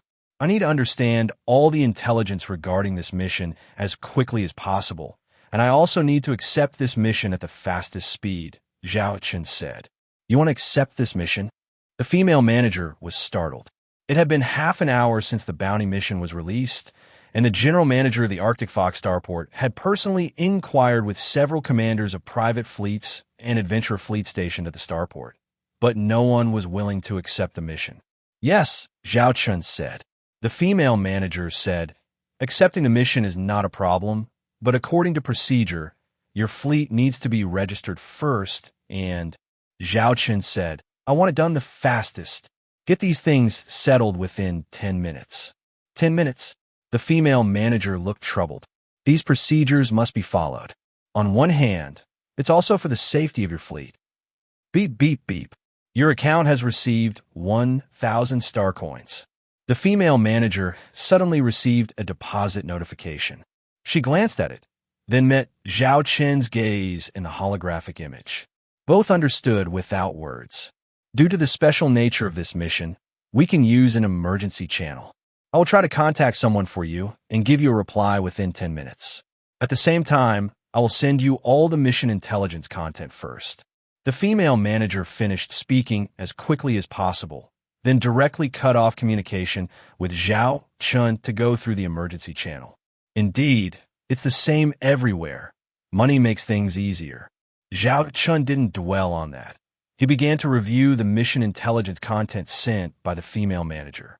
This was an incident that occurred 3 hours ago in a remote area of the Arctic Fox star system, where a level 2 universe insectoid nest suddenly appeared. Upon learning this news, the Lord of the Arctic Fox star system immediately issued an order to dispatch a fleet to eliminate these interstellar insectoids. However, a large portion of the Imperial Army originally stationed in the Arctic Fox star system had been transferred away not long ago, and the Arctic Fox star system's own Lord fleet had been dispatched to another border battlefield to execute a small combat mission. Therefore, currently, only a small Imperial Army fleet was stationed in the Arctic Fox star system, and this small Imperial Army fleet had already rushed to the incident area. However, the number of interstellar insectoids was too large, and this small Imperial Army fleet alone was completely unable to suppress them. The Arctic Fox star system immediately sought assistance from surrounding galaxies and the governor of the Northwind star sector. The Northwind star sector is one of the 8 major star regions of the Starlight Empire, governing 63 galaxies, including the Owl Dragon star system, the North Star system, and the Arctic Fox star system. However, it also takes time for reinforcements to reach the battlefield. The fastest reinforcements would not arrive for another 10 hours. According to the simulation calculations by the high-level officials of the Arctic Fox star system, within these 10 hours, this batch of interstellar insectoids would affect planets with human presence within their range, including 3 asteroids and 1 satellite, with a total population of 70 million. The first to be attacked will be the 5 million civilians on P331 asteroid. Currently, there are 2 voices among the high-level officials of the Arctic Fox star system. One voice suggests abandoning P331 asteroid and retreating to several other more populated planets, holding out until reinforcements arrive. The other voice suggests that P331 asteroid can be abandoned, but all 5 million civilians on P331 asteroid must be evacuated. And the latter, by coincidence, was the opinion of the commander of the only remaining small Imperial Army fleet.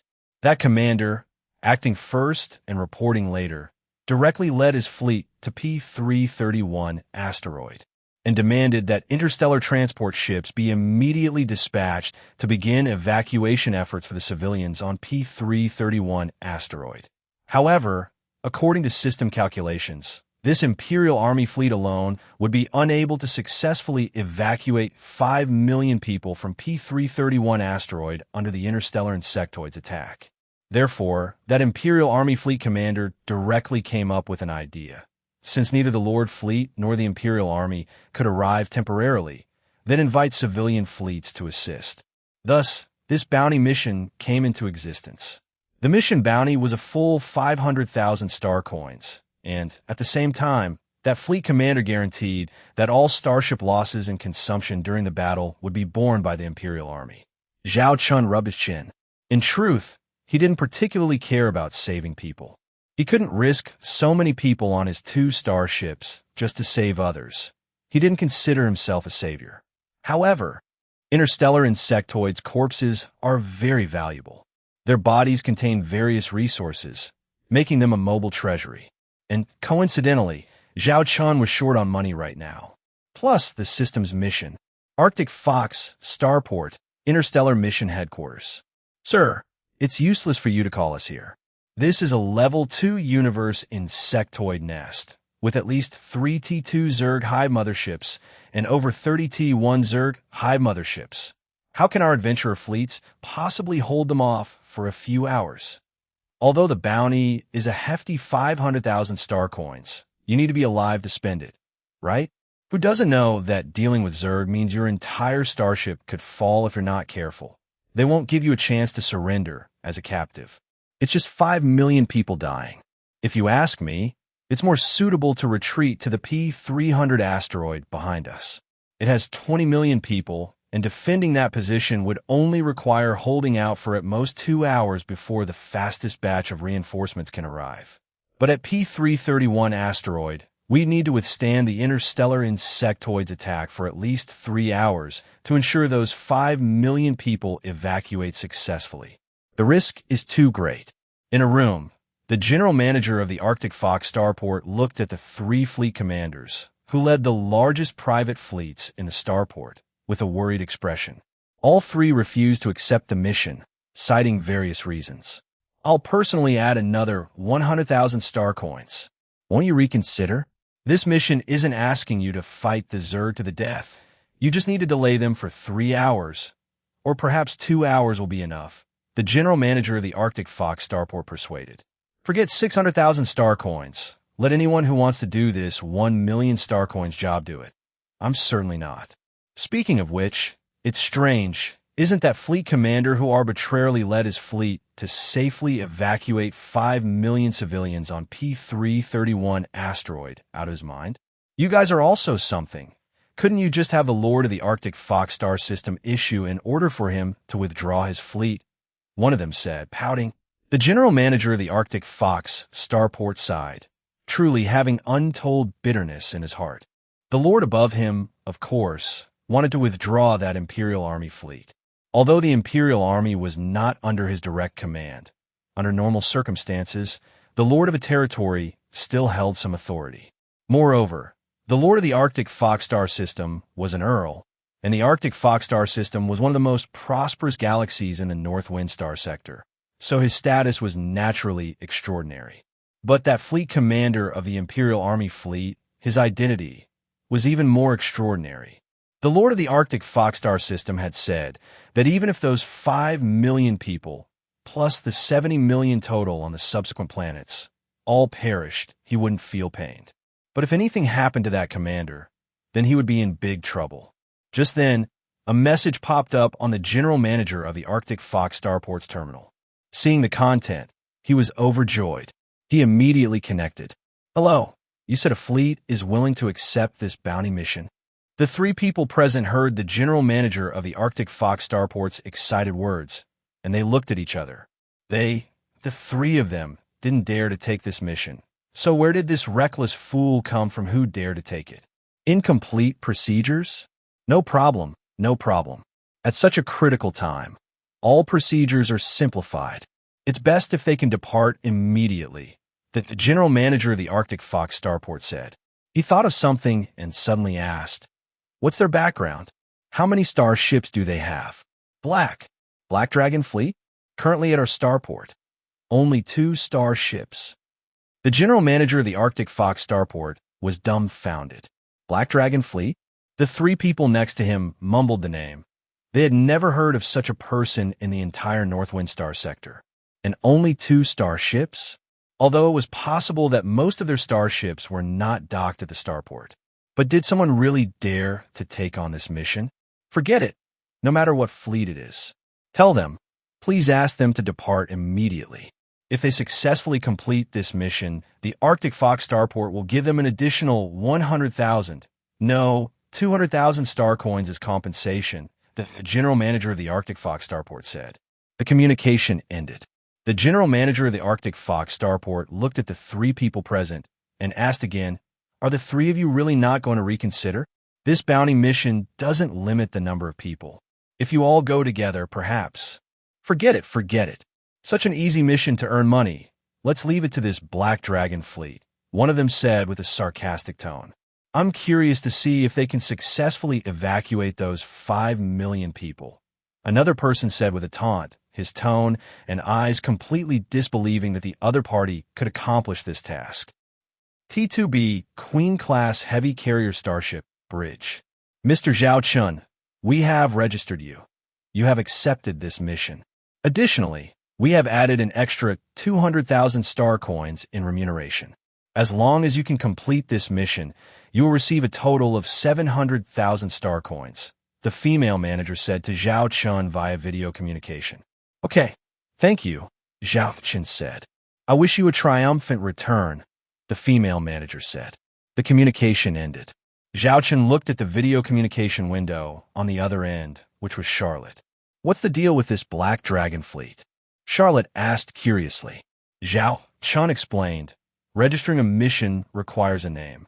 I thought about it and decided not to use the Owl Dragon Fleet's name. That would be too ostentatious. So, for external purposes, I'll use the title Black Dragon Fleet for now. After explaining, Zhao Chen looked at Charlotte. Why aren't you curious why I insisted on accepting this mission? Charlotte said, accepting any mission is your business as the captain. As your subordinate, the only thing I need to do is fight. It must be said, Charlotte was truly an exceptionally capable starship general.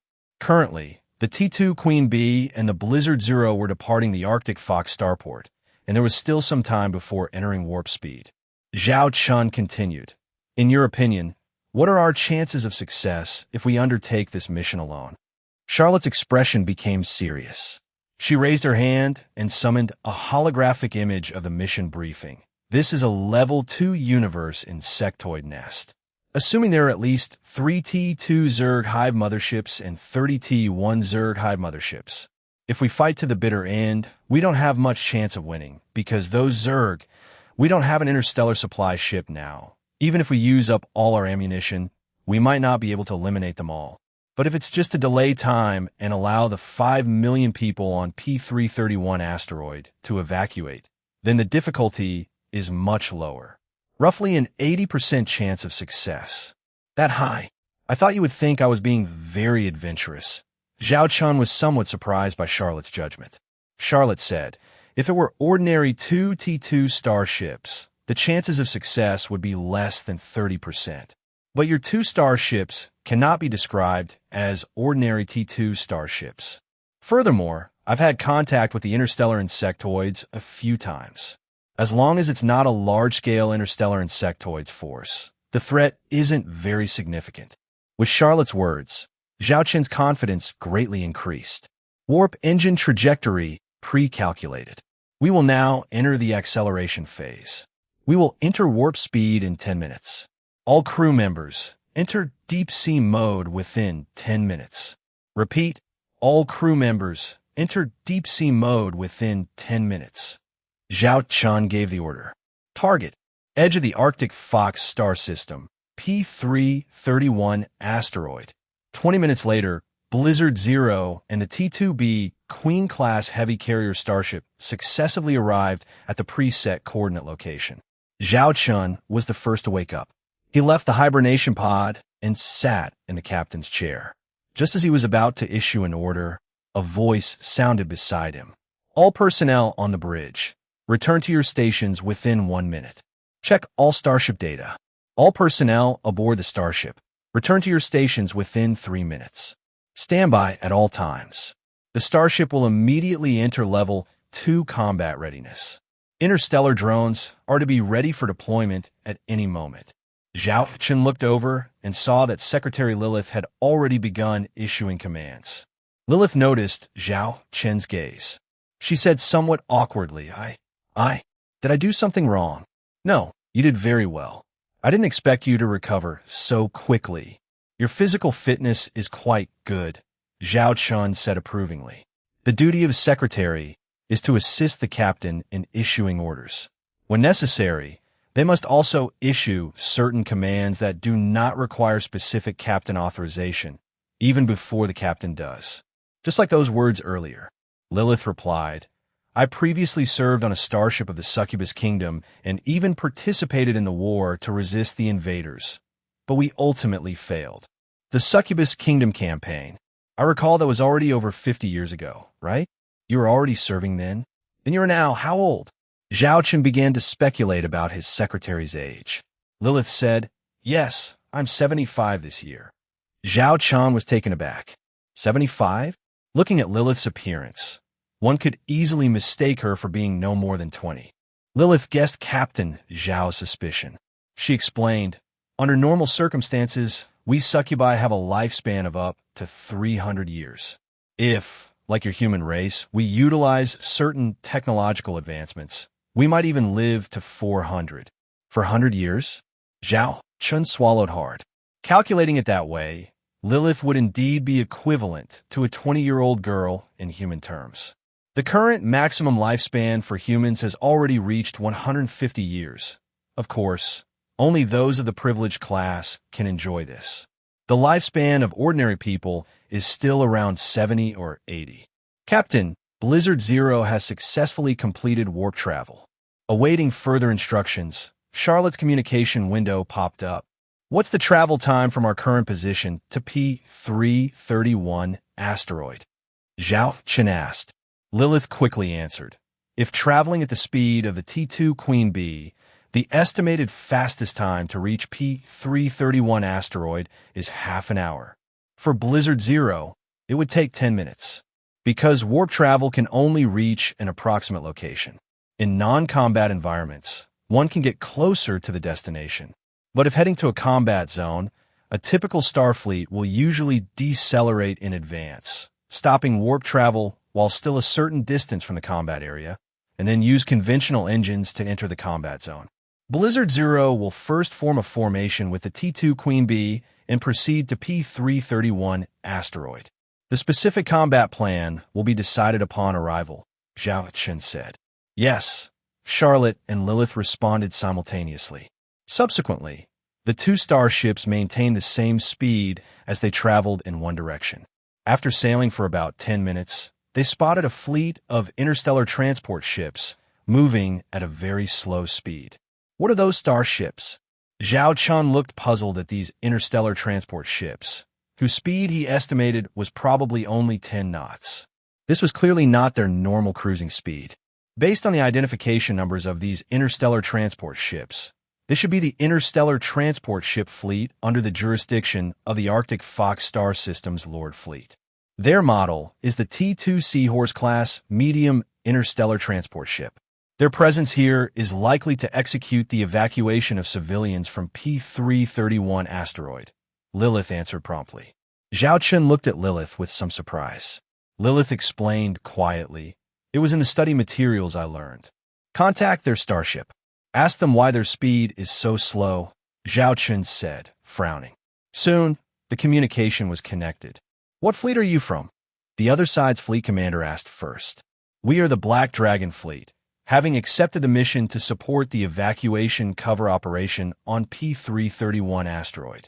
You are the interstellar transport ships responsible for evacuating P331 asteroid, correct? Why is your speed so slow?" Lilith inquired. The opposing fleet commander was momentarily stunned. "Our starships are damaged, hence the slower speed. Since you're here for support, you go on ahead." After saying this, the fleet commander cut off the communication on his end. Smirking lightly to his adjutant beside him, he said, "There are actually people daring enough to take this mission. They must be fools with something wrong in their heads. We're no idiots. If we rush over now and the interstellar insectoids attack while we're evacuating people from the planet, what then? We'll just take it slow. When the Imperial Army can't hold on anymore and tells us there's no need to come, we'll just retreat directly. This vessel warns your fleet. Execute your combat mission. Proceed at full speed to P331 asteroid," Lilith's voice sounded. The fleet commander frowned. Who are these people? Meddling in others' business? Because his side had not opened communication, his words could not be heard aboard the T2 Queen Bee. The adjutant beside him, smoking a cigarette, said nonchalantly, "Ignore them. We'll go our own way. They're not the Imperial Army. What can they possibly do to us? Report. The secondary cannons on that unidentified starship are all targeting our fleet's starships," a bridge crew member suddenly reported. The fleet commander snorted coldly. "What? Are they going to open fire on us? We're a subordinate fleet of the Arctic Fox Star System's Lord Fleet." Suddenly, streaks of shooting stars streaked past the bridge's floor-to-ceiling window before the commander's eyes. The closest one passed less than 100 meters from his bridge. That starship actually dared to open fire. Final warning from this vessel. If you continue to neglect your mission, you will bear the consequences. The female voice sounded again. The fleet commander swallowed hard. Madmen. They must be madmen, wanting to die themselves and dragging us down with them. Then what should we do? This posture, They really dare to fire. We don't have an escort fleet. With just the interstellar transport ship's limited firepower turrets, we have no means to retaliate. Ouch, my hand. The adjutant was also frightened now. He hadn't noticed his cigarette burning his hand and cried out in pain. The fleet commander's face darkened. I'm unlucky this time, but I'll remember this grudge. Full speed ahead to P331 asteroid. On the bridge of the T2 Queen Bee, Zhao Chen watched as the previously sluggish interstellar transport ship fleet began sailing at full speed. A satisfied smile appeared on his face. What thoughts these guys were harboring, how could he not know?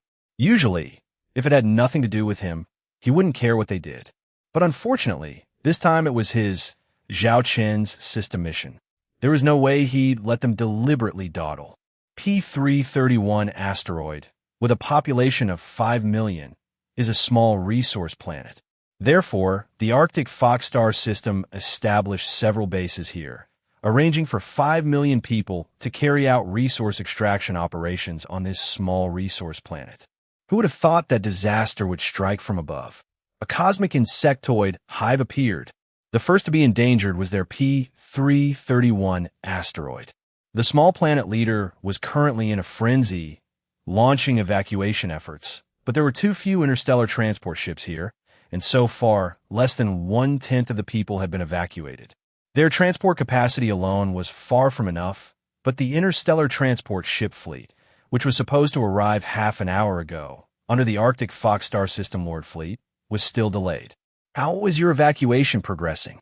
A video window appeared in front of the small planet leader. On the other side was a female officer in an Imperial Army uniform of the Starlight Empire.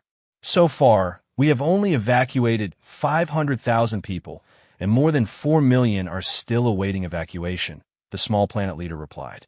What about the interstellar transport ship fleet? The female officer frowned, clearly dissatisfied with the efficiency.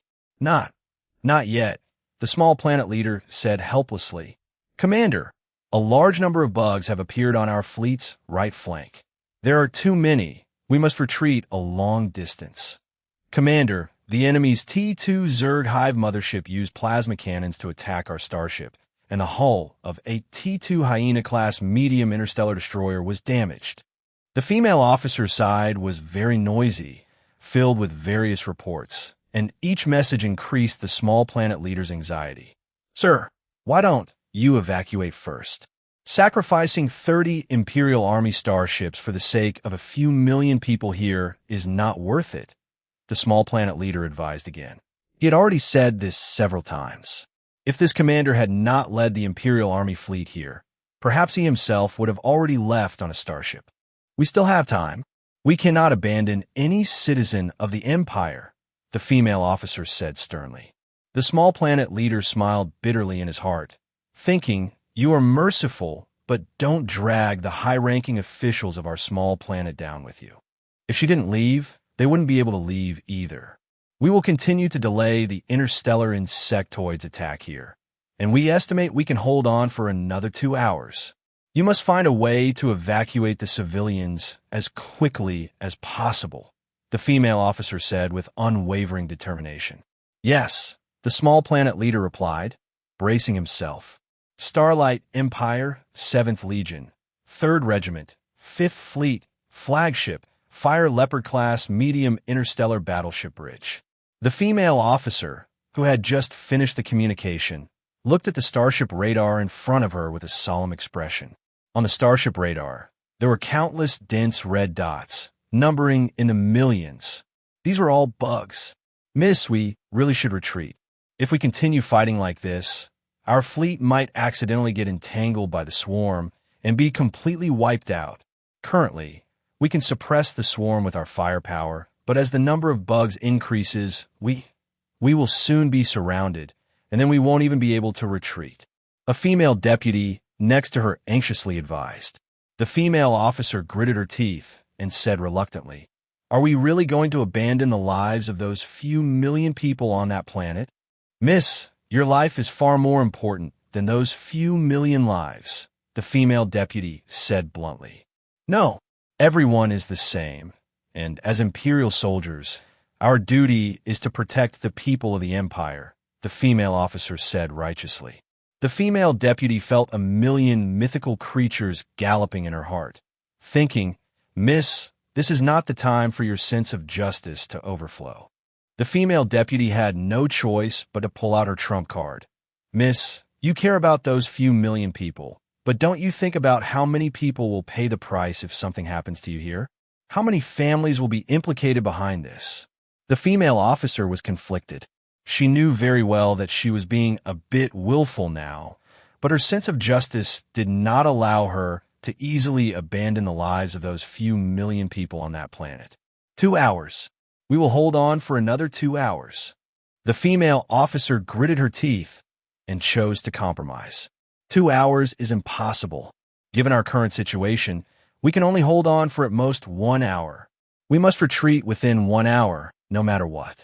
If worst comes to worst, your starship can retreat, and I will lead the remaining fleet to hold our ground here, the female deputy said with determination. Compared to the life of this miss, this Imperial Army fleet of 30 starships was nothing. "How can I abandon you and flee?" The female officer rejected the suggestion. She clenched her fists and asked, "Has any fleet come to support us yet for the bounty mission I issued earlier?" "Miss, no one will come to support us." The female deputy truly wanted to knock out the miss at this point and take her away directly. The female officer was conflicted, her sense of justice and reality constantly clashing. To retreat or not to retreat? At this moment, on the battlefield, as the number of bugs continued to increase, one T2 Guardian-class medium interstellar frigate had already had its defenses breached by the bugs. Bugs, each as large as a human, began to cling to the hull armor of this T2 Guardian, furiously gnawing at the hull armor. This T2 Guardian was helpless against the bugs clinging to its hull, only able to watch as its hull armor was gnawed away, creating gaps. Report: the starboard hull of T2 Guardian 0712 has been extensively covered by flying insects. It cannot be saved. The bridge crew member reported the news to the female officer. Once a starship is stuck by bugs, it's basically 1 foot in the grave and near certain death. The female officer looked at the T2 Guardian with anger and guilt. This would be the first starship in her fleet to fall here, but it might not be the last. Report: a batch of interstellar drone swarm has appeared behind our fleet. A crew member who had been staring at the starship radar suddenly reported the news. Interstellar drone swarm? The female officer was surprised. While they were surprised by these interstellar drones, this interstellar drone swarm had already rushed into the battlefield, targeting the flying insects and firing a barrage, tearing the flying insects to pieces. At the same time, it also supported the besieged T2 Guardian. Relying on the interstellar drone's autocannon attacks, all the flying insects on the hull were gradually cleared away. Finally, that T2 Guardian, dragging its damaged hull, successfully withdrew from the danger zone. Where did these interstellar drones come from? The female officer was surprised. Just then, a communication came in. "I am the Black Dragon Fleet Commander. I have accepted the bounty mission and come to provide support." A male voice sounded in the communication channel. The female officer felt a sense of overwhelming joy at this moment. See, her plea for help, there were still people willing to come. There were still people who, like her, possessed a sense of justice. Meanwhile, in the distance of the battlefield, several massive insect-like creatures, resembling interstellar warship, were gradually approaching the battlefield. "Greetings, Black Dragon Fleet Commander. I am Commander Zhao Chen, Commander of the 5th Fleet, part of the 3rd Regiment, 7th Legion of the Starlight Empire's Imperial Army. Your support is truly timely. May I ask how many starships you've brought?" Commander Zhao Chen asked excitedly. The arrival of reinforcements meant that the 5 million people on that planet could safely evacuate. "Our fleet has 2 starships," Zhao Chen stated directly. 2. Zhao Chen immediately wondered if she had misheard. She looked at her female deputy next to her and whispered, "Did I just hear 2 instead of 20?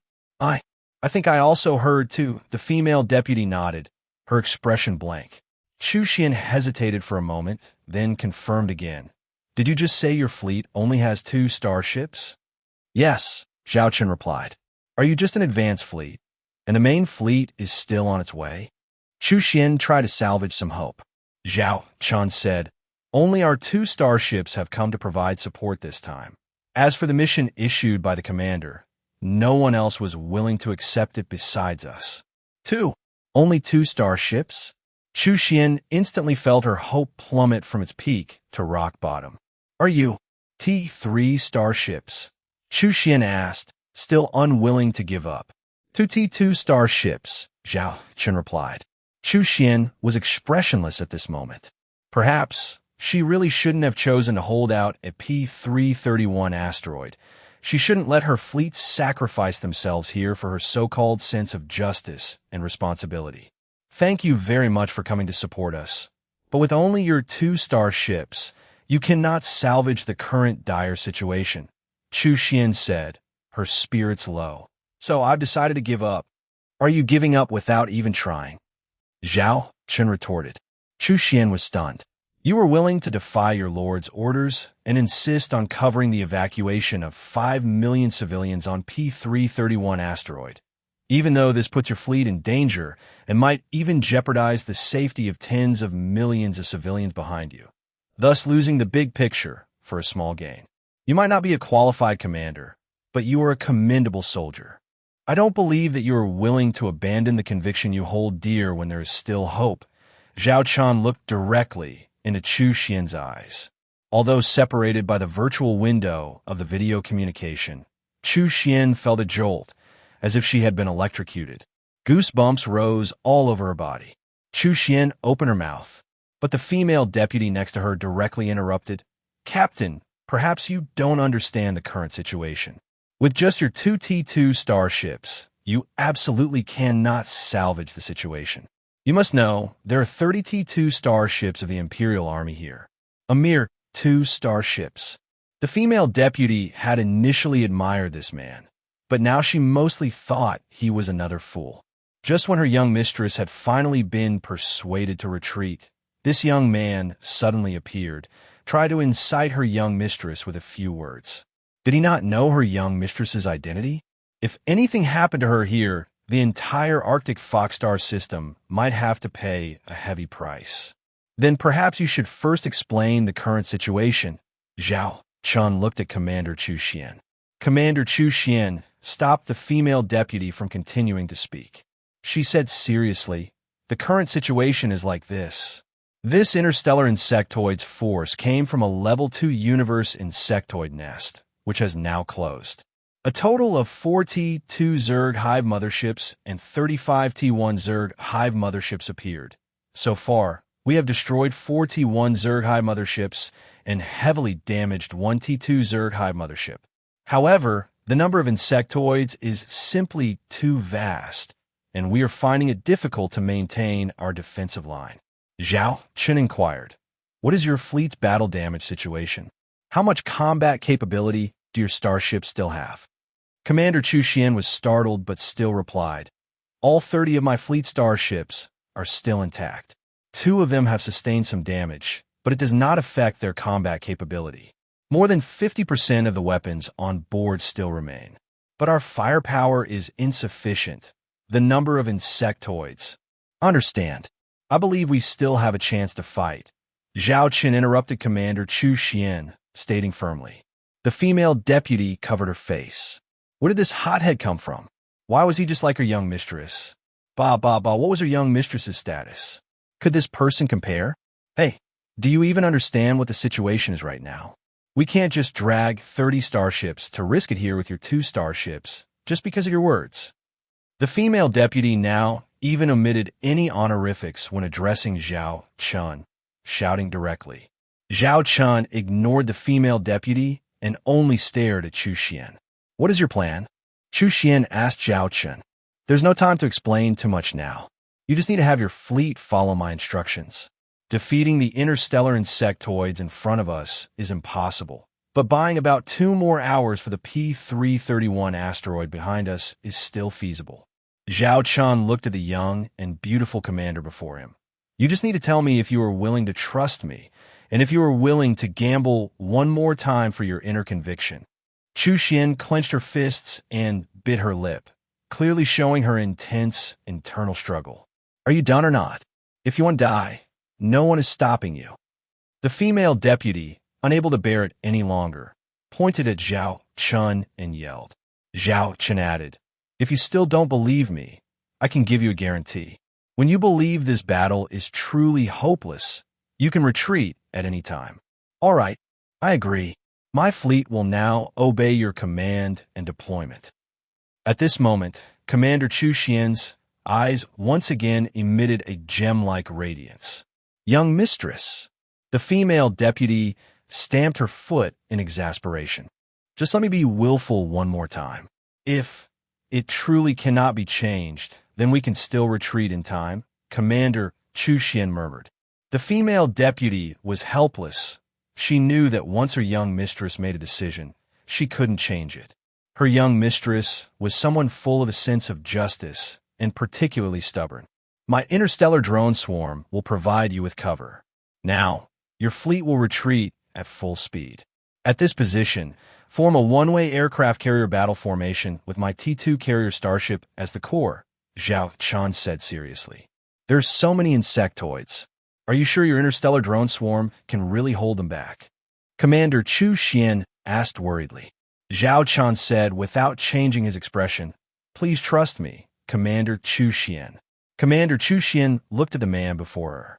For some reason, she felt as if there was light emanating from him.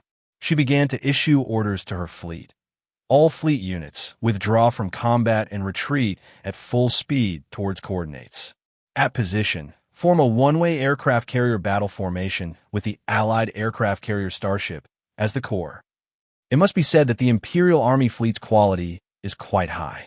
After Commander Chu Xian issued the order, 30 starships withdrew from the battlefield at the fastest speed, maintaining a very safe evacuation formation during their retreat. The T-2 Guardian-class medium interstellar frigate had been providing cover from the rear, just in case. However, the just in case they worried about did not happen. 100 T-2 Killer B-class medium interstellar drones, covering 20 T-2 Bumblebee-class heavy interstellar drones, approached the attacking Zerg swarm. The 100 T-2 Killer B-class medium interstellar drones immediately used their autocannons and missiles to attack the bugs, blowing them to pieces in vast numbers. At the same time, the 20 T-2 Bumblebee-class heavy interstellar drones deployed preset time bombs, and then all interstellar drones retreated. The bugs naturally wouldn't let go of these preys in front of them, sweeping towards them like a black tide. Just as the Zerg swarm was giving chase, the time bombs exploded one by one, forming a firepower net. This caused the pursuing bugs to be disoriented and scattered. T-2 Bumblebee-class heavy interstellar drone bridge. Zhao Chen sat in the captain's chair, looking at the battlefield scene magnified before him using a deep space telescope. Although he had learned about the interstellar insectoids in the textbooks of the North Star Starship Military Academy, truly seeing their combat style with his own eyes still gave him a sense of shock and made his heart tremble. Especially for those with trypophobia, seeing the scene before them would likely cause them to collapse on the spot. The interstellar insectoid's combat style is quite unique. The Zerg Hive mothership is large, belonging to a type of biological starship. However, its mobility is average, and its primary combat weapons, such as biological plasma cannons and biological torpedoes, actually offer no significant advantage compared to starships of the same class. But its unique tribal structure gives it a specialized combat style and tactics. The Zerg Sea Tactic. A T-1 Zerg Hive mothership will have about 10,000 T-1 flying bugs. An AT-2 Zerg Hive mothership will have 100,000 T-1 flying bugs and 1,000 T-2 hydralisks. Flying bugs and hydralisks are the Zerg Hive mothership's worker units. The former somewhat resembles a winged mantis, about the size of a person, and only possesses close combat abilities. The latter is a long snake with bug features, only a person's height, but nearly 10 meters long, capable of spraying highly corrosive acid at close range. They can all survive and fight in the cosmic environment away from the Zerg hive mothership, and their movement speed is extremely swift. Among the same class, besides the Interstellar frigate, whose speed can barely match theirs, the speed of all other starships is inferior to them. These units are commonly referred to as bugs. Although these Zerg worker units are classified as T1 and T2, their true combat power is actually far from that level. For example, when a T2 Hydralisk battles a T2 Bumblebee class heavy interstellar drone, the T2 Bumblebee can easily crush it. However, when these bugs attack you, it won't be just 1, 10, or 100. Thousands will swarm you like a tide. Unless you can eliminate all of them, as long as some bug bite onto your hull and penetrate it, then almost all the interstellar warriors inside that starship will suffer. Moreover, these bugs feel no fear. They're only driven by instinct and the Zerg hive mothership's commands. They will attack their target one after another. This combat style, to some extent, is similar to an aircraft carrier starship. Those bugs are the Zerg hive mothership's interstellar fighters. Report: all T2 Bumblebee-class heavy interstellar drones and T2 Killer Bee-class medium interstellar drones in the first echelon have completed their bombing runs and are preparing to return to base, Lilith said from the side. Have these Bumblebees and Killer Bees complete their landing and resupply as quickly as possible, and prepare for the second echelon's attack. At the same time, deploy 300 T2 young B-class light interstellar drones in 3 staggered echelons, Zhao Chen ordered. Yes, Lilith began to relay the commander's orders. The Imperial Army fleet, which had been worried about whether the interstellar drones could withstand the bugs, was now surprised by the performance of these interstellar drones. The combat power of these interstellar drones is even comparable to interstellar fighters of the same class. Commander Chu Xian exclaimed with admiration. The female deputy also saw the aircraft carrier starship at this moment. Its hull was painted yellow and black, and its appearance resembled a type of insect, sharing a striking similarity with the interstellar insectoids on the opposing side. What kind of aircraft carrier starship is this? I've never seen it before. The female deputy pulled up the starship database and scanned the image of the aircraft carrier starship, but received no records.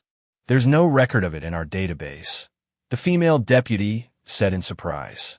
Commander Chu Xian looked at the aircraft carrier starship, recalling what that man had said, and she whispered with a solemn expression, "I hope that commander can truly turn the tide of the battle." The female deputy thought to herself, how can 2 mere starships do that? Unless they were 2 T3 starships, then maybe. Oh wait, weren't there 2 starships? Why is there only 1 aircraft carrier starship here? Where's the other starship? The female deputy suddenly said in surprise, while looking at the starship radar. There was no energy signal for a second starship on it. Where's that starship? P331 asteroid. Dozens of T2 Seahorse-class medium interstellar transport ships were suspended above the asteroid, and airships were continuously evacuating civilians to the interstellar transport ships. This is great. You're finally here. The small planet leader looked at the fleet commander of the transport ship fleet before him, almost in tears. We are also on a mission. Please arrange for the personnel to evacuate quickly. Time is urgent. Once the interstellar insectoids approaches within the alert range, we must withdraw. The fleet commander forced a smile. Good. We will definitely evacuate as quickly as possible. 2 hours. No, we will complete the evacuation mission within an hour and a half. The small planet leader guaranteed with conviction. In short, the sooner the better. The transport ship fleet commander said impatiently. It wasn't that he wanted to come. A bunch of crazy people forced him to come with starship cannons. Since he was here now, he could only honestly carry out the mission of evacuating the civilians. He only hoped that the hateful man could hold on a little longer so that they could evacuate safely and smoothly. But in his dark thoughts, he also hoped that man and his damned starship would be fed to the bugs on the distant battlefield. It's best if they're fed to the bugs after we successfully evacuate. Yes, just like that. He cursed in his heart. Under the cover of the interstellar drone swarm from the T-2B Queen-class heavy carrier starship, Commander Zhao Chen's Imperial Army fleet successfully retreated to the vicinity of the T-2 Queen B. With the T-2 Queen B as the core, they established a unidirectional aircraft carrier battle formation. A unidirectional aircraft carrier battle formation is a combat formation that only needs to be built with one direction as the battlefront. The T-2 Queen B was located at the very back, with a T-2 Grey Wolf-class light star cruiser and a T-2 Fire Leopard-class medium interstellar battleship in front of it. Further ahead were 8 T-2 Hyena-class medium interstellar destroyers and 20 T-2 Guardian-class medium interstellar frigates. These 31 starships stood ready to face the approaching swarm of Zerg.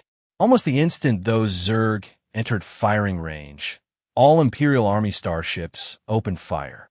With previous combat experience, these Imperial Army starships had slightly familiarized themselves with the combat rhythm against these interstellar insectoids. At the same time, the T-2 Queen B was continuously deploying interstellar drone swarms. 3rd echelon, 5th echelon, 7th echelon, 10th echelon. Gradually, the number of interstellar drones returning each time began to decline, and these missing interstellar drones were naturally torn to shreds by the Zerg. With the support of the T-2 Queen B, although the combat power of the interstellar drone swarm was unexpectedly strong. However, the scale of the Zerg swarm was simply too massive, and the front line was gradually being pushed back. From a distance, it looked as if a black tide was about to engulf the 31 starships. If we continue like this, the outcome will still be the same.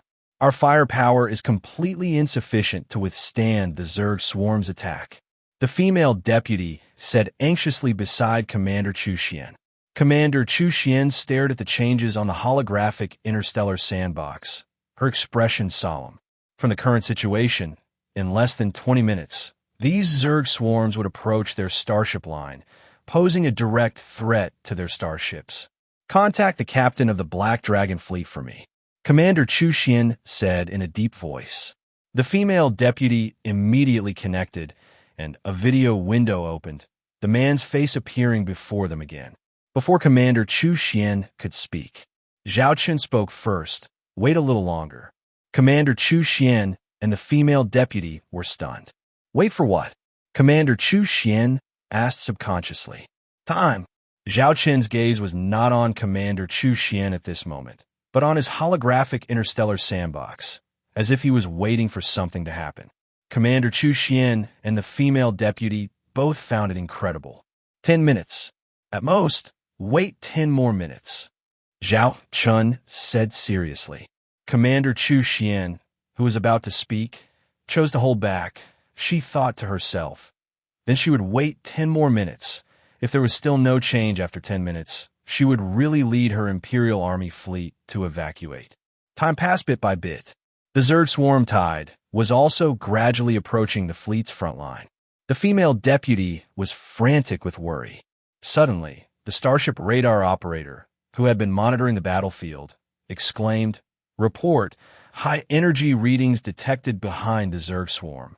At the same time, the life signal of a T-2 Zerg hive mothership has disappeared. A rapidly moving, unknown energy signal suddenly appeared behind the Zerg swarm. Commander Zhao Chen and the female deputy exchanged glances. Was this what that man was waiting for? It's starting, Zhao Chen muttered, a crazy look flashing in his eyes. Charlotte, begin your performance. Just then, the Zerg swarm tide, which had been launching a massive attack, actually slowed down a bit, and some of the Zerg even retreated. Release unmanned reconnaissance drones to see what's going on. Commander Zhao Chen hastily gave the order. One by one, unmanned reconnaissance drones were deployed because the frontal battlefield was covered by the overwhelming Zerg swarm. The starships could not directly see what was happening behind the Zerg swarm. They could only rely on the unmanned reconnaissance drones to move to a visible position and then transmit the visual feedback. Soon, visual feeds were transmitted back one by one. My goodness, that's a starship, the female deputy exclaimed, covering her mouth. This starship speed is too fast. I estimate at least 70 to 80 knots per hour. No, it's 100 knots per hour. Commander Zhao Chen, relying on her battlefield intuition, accurately stated the starship's speed. 100 knots per hour? The female deputy was astonished. At this moment, the wreckage of the exploded T2 Zerg Hive mothership also appeared before their eyes. The originally massive Zerg Nest mothership was split into 3 sections, and it was clear that one side of the Zerg Nest mothership's hull had suffered terrifying shelling, directly piercing through it. It's a cannon with a caliber of 1,000 millimeters or more. Commander Zhao Chen, based on the image, immediately identified the weapon that caused this damage. Commander Zhao Chen said urgently, "Enlarge that starship for me." The image was gradually enlarged, although it was somewhat blurry. But it was still possible to see this rapidly moving starship. Maneuvering quickly through the enemy formation, it completely ignored the Zerg swarms pursuing it, just continuously sailing. Because of its astonishing speed, the Zerg swarms behind it actually couldn't catch up, and those Zerg Nest motherships tried to attack using their bioplasma cannons. But the starship was really too fast, not a single shot hit. "Captain, what exactly is going on?" Commander Zhao Chen couldn't help but be curious and directly asked Zhao Chen. Zhao Chen crossed his arms and calmly explained, "That is a starship from my fleet, Blizzard Zero, a T2 starship with high speed and equipped with a 1,200 millimeters caliber cannon." A T2 starship equipped with a 1,200 millimeters caliber cannon. The female deputy exclaimed, "So, this is the second starship of your fleet. You never intended to defend against the Zerg swarm's attack from the beginning. Instead, you used us to attract the Zerg swarm forces from the Zerg Nest mothership. A large number of Zerg swarm forces were used to attack us, and those Zerg Nest motherships naturally became undefended. And at this time, your Blizzard Zero approached an extremely high speed, directly launching an attack on those Zerg Nest motherships." Commander Zhao Chen directly stated Zhao Chen's plan. Zhao Chen nodded. This commander of the Imperial Army fleet not only had a sense of justice and responsibility, but was actually a talented soldier. "Madman, you are simply a madman. Have you ever thought that with the slightest mistake, that starship would be completely devoured by the Zerg swarm?" The female deputy looked at Zhao Chen in astonishment. Zhao Chen, however, said steadfastly, "There will be no accidents, because that starship is called Blizzard Zero." There was another sentence that Zhao Chen did not say. Commanding the battle on that starship was the legendary half-beastman general, Charlotte, the general of the White Tiger. Blizzard Zero Bridge. Report: the swarm on the front battlefield has begun to retreat one after another, preparing to come for us. The bridge crew reported. "Don't worry about it. Continue at full speed." Charlotte was personally navigating the starship at this moment, controlling every navigation angle and trajectory herself. This was usually handled by specialized bridge helmsmen. But today, General Charlotte, after many years, took the helm again, because she knew very well the danger of this combat mission. A slight mistake, being hit by the Zerg Hive mothership's bioplasma cannon, or being caught by those swarms, would result in death. The navigation routes and trajectories have been calculated countless times in her mind. It will take some time for the main Zerg swarm to retreat, Charlotte murmured, her gaze searching the interstellar sand table as if looking for a target. Currently, the Blizzard Zero could skillfully escape and evade, partly due to its astonishing speed, and partly because the number of T1 Flying Bug and T2 Hydralisk left behind at the Zerg Hive mothership was extremely small, unable to form an effective encirclement around the Blizzard Zero. However, once the main Zerg swarm, which was originally engaging the Imperial fleet and the T2B Queen-class heavy carrier starship, retreated, the threat to the Blizzard Zero would greatly increase. Time passed bit by bit. Report: the T2 Heavy 1200 mm Devil Crocodile cannon has been reset and is ready to fire. The crew member in charge of the weapon system reported. In fact, no report was needed. These figures were already imprinted in Charlotte's mind. And at this moment, The Blizzard Zero, by coincidence, had its bow pointed directly at a T2 Zerg hive mothership. This T2 Zerg hive mothership might have also sensed the danger and began to continuously retreat, while simultaneously firing plasma cannons at the Blizzard Zero, but it simply couldn't hit this high-speed starship. Charlotte stared at the aiming reticule. She only had one shot, not to mention killing the T2 Zerg hive mothership with one shot, but at least severely damaging it. The Zerg swarm was controlled by the Zerg hive mothership. Although the destruction of the Zerg hive mothership would not directly cause the Zerg swarm to die, it would drastically reduce the Zerg swarm's combat effectiveness. It was like an army without a head, leaderless. Now, fire! Charlotte roared. A shell from the T2 heavy 1200 mm Devil Crocodile cannon's muzzle streaked at an extremely high speed in a comet-like trajectory, finally landing on the side of that T2 Zerg hive mothership's abdomen. Boom! A huge explosion directly flipped over that T2 Zerg hive mothership, which was a full kilometer in size. Only chunks of flesh drifted in the universe. And after this explosion, another even larger explosion occurred in the T2 Zerg hive mothership's abdomen, this time directly splitting the T2 Zerg hive mothership in two, declaring its demise in this part of the universe. Commander Zhao Chen and her female deputy, who witnessed all of this, were stunned. Previously, they had severely damaged a Zerg hive mothership using a sneak attack, yet even then, they couldn't destroy it on the spot. But this starship, with just one shot, caused its demise.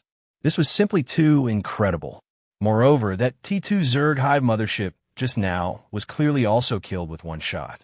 This shot, killing a T2 Zerg hive mothership. Could this be a T3 starship? The female deputy was incredulous. Commander Zhao Chen quickly understood the reason. It hit the organ where the Zerg hive mothership stored its bioplasma elements. That's equivalent to our starship's ammunition depot or starship engine. Once hit, it will produce an effect similar to a sympathetic detonation, achieving several times, even dozens of times, the power. But hitting twice in a row, is that possible? The female deputy questioned. Commander Zhao Chen stared at the Blizzard Zero, which had begun high-speed maneuvering again on the screen. It's not about whether it's possible or not. It's that this starship did it. In 10 minutes, destroying two T2 Zerg hive motherships was already a very excellent combat result. Report: more than half of the enemy's Zerg swarm forces have retreated, and the remaining Zerg swarm forces are unable to break through our firepower blockade. The crew member reported. Commander Zhao Chen couldn't help but exclaim, "It's too crazy, truly a lunatic-like combat plan." But it truly achieved the strategic objective of delaying time. This way, it can at least delay for another hour or more. Even 2 hours would be no problem. The female deputy was speechless at this moment. She recalled her previous mocking remarks about the two starships and truly felt as if she had been slapped in the face. But whether this Blizzard Zero can safely retreat now is a problem, Commander Zhao Chen said worriedly. At this moment, after destroying two T2 Zerg hive motherships, the Blizzard Zero had already begun to withdraw. But how could the Zerg swarm, whose home had been raided, tolerate this culprit escaping? Swarms like black whirlwinds began to encircle this interstellar warship. Their numbers were dozens of times greater than at the beginning. It was like a large black hand trying to crush a small mosquito. Report: according to the Starship System's calculation, if we continue in the current direction, our chance of escaping is only 16%. The crew member reported somewhat nervously. Charlotte closed her eyes. At this moment, she seemed to return to her time with the half-beastman rebel army, where they were outnumbered and outmatched. But every time, she was able to turn the tide. "Turn around," Charlotte suddenly ordered. This order caught all the crew members on the bridge off guard. Originally, the Blizzard Zero's withdrawal direction was the other side of the main battlefield. Turning around now meant heading towards the main battlefield. Turning around now, wasn't that walking into a trap? But Charlotte's words were commands on this starship. The Blizzard Zero executed an extremely agile, direct turnaround. "Full speed ahead," Charlotte said sternly. After a brief turnaround, the Blizzard Zero's speed once again increased to 100 knots. At this point, Charlotte summoned a virtual operation interface, entered a string of numbers, and said, "Lift the starship engine limit. Continue to accelerate." Lift the starship engine limit? The crew member in charge of navigation was stunned, then worriedly said, "If we lift the starship engine limit and continue to accelerate, the engine will be too overloaded." "This is an order. Keep accelerating," Charlotte said intently. "Yes, lifting the starship engine limit. The starship continues to accelerate. Speed 103, speed 106, speed 110. The speed setting for each starship engine was not its peak speed, but its optimal speed, meaning that at this speed, the engine life would be best. Exceeding it would cause some navigation problems and greatly reduce engine life. Therefore, starship engines usually had an engine limit lock, and only the captain or executive officer had the password to release this limit. Report: engine is starting to overload. Report: power system is starting to operate at overload. Report: current speed has reached 120. All the crew members on the entire bridge felt their hearts tighten. And the Blizzard Zero's sudden turn, coupled with the sharp increase in speed, caused the Zerg swarm that was originally encircling it from all sides to instantly fail to react, being thrown far behind. As the saying goes, the most dangerous place is the safest. The current battlefield was divided into two areas. One was the main battlefield of the Imperial fleet. The other was where the recalled Zerg swarm forces were besieging the Blizzard Zero. Under normal circumstances, everyone would assume that the Blizzard Zero would flee in the opposite direction, so the Zerg swarm had already begun to deploy their encirclement early. On the contrary, the number of Zerg swarm heading towards the main battlefield was the smallest. However, unfortunately, there was also a T2 Zerg hive mothership and a small group of Zerg swarm right in the path of the Blizzard Zero. Report: speed is too fast. We cannot make a large turn now. The crew member reported nervously. Charlotte suddenly smiled. This was the first time she had smiled so freely since coming to Zhao Chen's side. "Then we won't go around. Full speed ahead. Ram through it for me." Imperial Army Fleet Flagship T2 Fire Leopard class medium interstellar battleship bridge. "What is that starship doing?" Commander Chu Xian watched in surprise as the Blizzard Zero charged directly towards a T2 Zerg hive mothership with a small group of Zerg in front of it. It looks like it's going to crash into it." The female deputy was dumbfounded. Commander Chu Xian said with a solemn expression, "The Blizzard Zero's main cannon should take about 5 minutes to reset and reload. Only 3 minutes have passed since the last shot, so the main cannon cannot be used yet. It must have lifted its starship engine restrictions.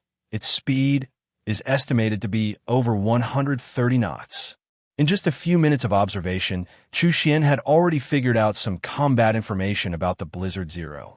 And at this moment, they were all silent. Their eyes were fixed on the video screen, watching the starship, like an ancient knight ready to die, about to charge into the enemy ranks.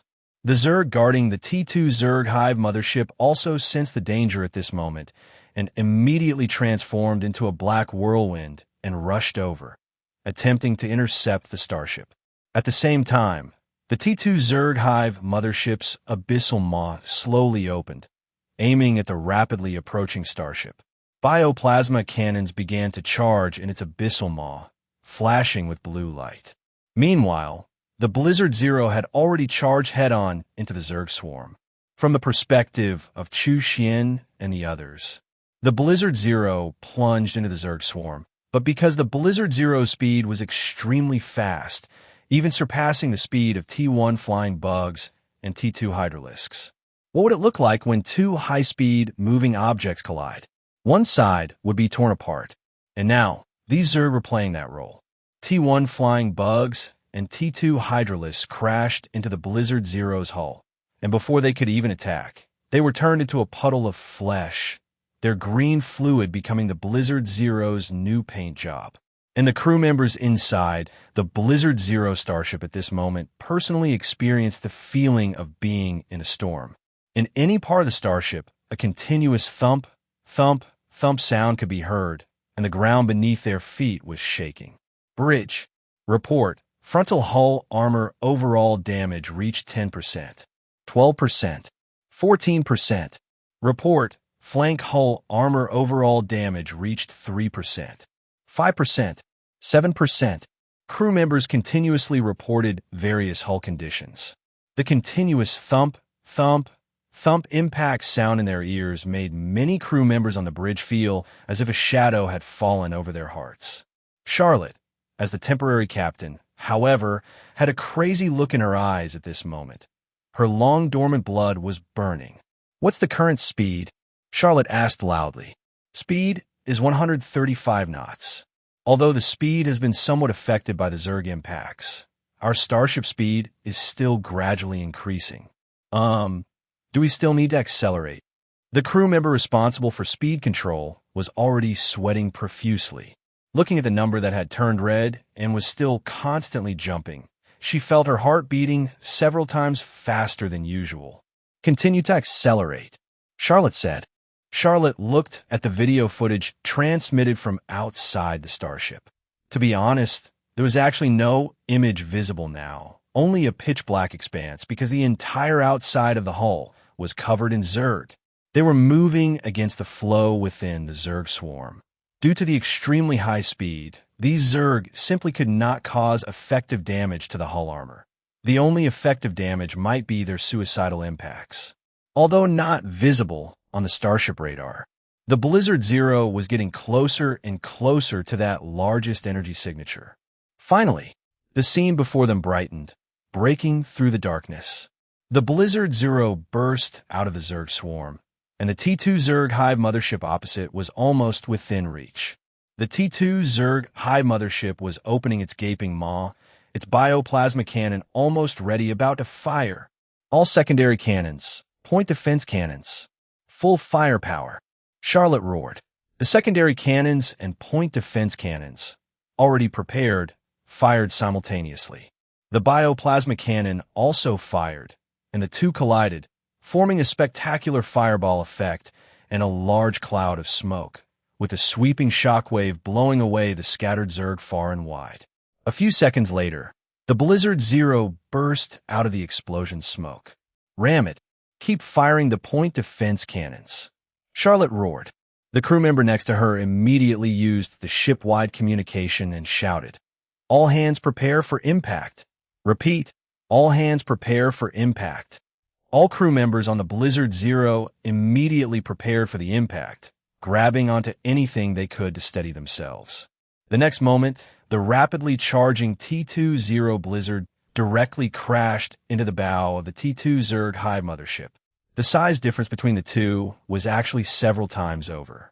But don't forget, what kind of hull did the Blizzard Zero use? That was the hull of an interstellar battleship, and its average hull strength was second only to an interstellar frigate among hulls of the same class. Coupled with the speed boost, this directly turned the Blizzard Zero itself into an accelerated starship projectile. Under the terrifying impact force, the T2 Zerg hive mothership's bow directly caved in, and, at the same time, the entire Zerg nest mothership hull shifted to one side. Meanwhile, the Blizzard Zero's point defense cannons were still firing relentlessly. On the Blizzard Zero's bridge, several female crew members, due to the sudden collision, lost their grip and were thrown through the air, falling heavily to the ground, sprawling on their backs. Fortunately, they only suffered minor injuries. Ignoring their injuries, they immediately returned to their combat stations. Report, frontal hull armor overall damage reached 50%. Report, speed decreased to 100 knots. 90 knots. 80 knots. Report, the Zerg swarm behind us is catching up. Charlotte said nothing, just stared. It was as if, at this moment, her eyes could penetrate the hull armor and meet the gaze of the T2 Zerg hive mothership before her. Finally, under the violent impact, the T2 Zerg hive mothership's position shifted. As the T2 Zero Blizzard's hull rubbed against the T2 Zerg hive mothership's hull, the two ships scraped past each other. "Full speed ahead. Keep charging," Charlotte immediately shouted. With no obstacles blocking it, the T2 Zero Blizzard began to accelerate its course again, this time heading towards the main battlefield where the Imperial Army fleet was located. Behind it, a large swarm of Zerg, like a black tide, pursued. As for the T2 Zerg hive mothership that was hit, 1/3 of its bow had collapsed, and one side of its hull was riddled with numerous bullet holes. From the looks of it, this bio starship was already on its last breath. Who would have thought that a T2 Zerg hive mothership would be rammed to death by a T2 starship? Was this luck? T2B Queen-class heavy carrier starship bridge. All T2 young B-class light interstellar drones and T2 Bumblebee-class heavy interstellar drones gather and tear open a gap for the Blizzard Zero. Have the Imperial Army fleet coordinate with us. Zhao Chen watched the Blizzard Zero gradually approaching on the starship radar. At this moment, there was still a Zerg battle line obstructing them. The Blizzard Zero situation was still somewhat dangerous, with a Zerg battle line in front and a swarm of Zerg pursuing from behind. It was like a sandwich, where a slight misstep could lead to being completely devoured by the Zerg. Imperial Army Fleet, T2 Fire Leopard-class medium interstellar battleship bridge. Actually, even without Zhao Chen's message, Commander Zhao Chen knew what to do. She issued orders with a serious expression. Pass on my order at all costs. You must tear open a breach for me. The starships of the Imperial Army fleet poured all their firepower onto a single point, forcefully tearing open a gap. But how could the swarm so easily let the culprit that had destroyed 3 of their T2 Zerg hive motherships escape? They also began to blockade, and the swarm responsible for chasing that starship started to form an encirclement. It presented a pincer attack from 2 sides. At this moment, they even abandoned the Imperial Army fleet as their target. Their Zerg will contain only one command, to eliminate that accursed starship no matter what. Commander, the gap has been sealed again, the female deputy said nervously. Commander Zhao Chen clenched her fists. Continue the attack. No matter what, we must let that starship break through. In Zhao Chen's heart, that starship was now equivalent to a hero. How could she just watch a hero starship be surrounded and devoured by the swarm? However, at this moment, no matter how their starships attacked, they simply could not blast open or tear a gap. And at this time, Blizzard Zero had already approached this Zerg battle line. Given the current condition of Blizzard Zero's hull, it was simply impossible to withstand another impact from crashing into the swarm. Commander Zhao Chen bit her lip, feeling a bit guilty. The female deputy sighed, lamenting the fate of that starship. Suddenly, a dazzling light appeared within the swarm's defensive line, engulfing a large number of Zergs and directly clearing out that space. Subsequently, the T2 young B-class light interstellar drones and T2 killer B-class medium interstellar drones, already prepared, charged forward, attacking the Zergs around the gap to prevent them from sealing it again. That's the main cannon shell of that interstellar missile ship. They set it to detonate on a timer, precisely calculating the explosion distance. Commander Zhao Chen could now directly see the Blizzard Zero, which was speeding from afar through the gap in the Zerg battle line, and that gleaming 1,200 millimeters giant cannon. She immediately understood the reason behind it. Quick, provide fire support, Commander Zhao Chen urgently ordered. Under the fire support of the Imperial Army fleet and the attack of the T2 Queen B-class heavy aircraft carrier starships interstellar drones, a ship's silhouette shot through the Zerg battle line at an extremely fast speed. It was the Blizzard Zero, the focus of everyone's attention. At this moment, the starships of the Imperial Army fleet could clearly see the traces of the previous Zerg impact on this starship. There were hundreds of places where the hull armor was dented from the impact, truly riddled with holes. Especially at the bow of the starship, there was a large crater 20 meters in diameter and nearly 3 meters deep, which was naturally the military honor of ramming and destroying that T2 Zerg hive mothership. There were also many Zerg corpses and splattered green fluid on the hull. And the Zergs that followed and still attempted to attack this starship. These Zergs clung to the hull, using their mouth parts, sharp claws, and corrosive acid to damage the starship's hull armor. But soon, these Zergs were cleared away one by the arriving T2 young B-class light interstellar drones. What kind of starship is this? Commander Zhao Chen gazed at the starship, feeling a hint of envy. At the same time, she admired the commander on this starship. That previous battle, which was both insane and as fluid as flowing water, was simply too perfect. She asked herself, if she were in that position, could she have done as well? Zhao Chen had no answer. Commander, Blizzard Zero has successfully completed its combat mission. The hull is partially damaged, and 7 crew members have minor injuries. Charlotte reported to Zhao Chen via video communication. Excellent work. Zhao Chen truly praised Charlotte's performance. Although he had privately discussed with Charlotte how to fight this battle beforehand. Charlotte had proposed this idea at the time, and Zhao Chen agreed, but Charlotte could not promise the detailed combat steps, as they were facing interstellar insectoids on the battlefield, and everything had to be adapted on the fly. But Charlotte guaranteed Zhao Chen that she had at least an 80% chance of success, and even if it failed, she could safely retreat with Blizzard Zero. Charlotte did it. Hiss, hiss, hiss. It's a communication request from the Imperial Army Fleet's flagship, Secretary Lilith said, pointing to a pop-up communication request beside him. Connected, Zhao Chen said. The video communication reopened. The female officer appeared before Zhao Chen again. Captain, we just received a message from asteroid P331.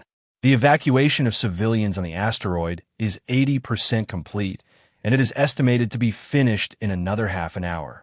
This means we only need to hold on for another 10 minutes or so before we can gradually withdraw from the battlefield. Commander Zhao Chen's eyes fixed on the man before her. Now, her heart was filled with curiosity about this man.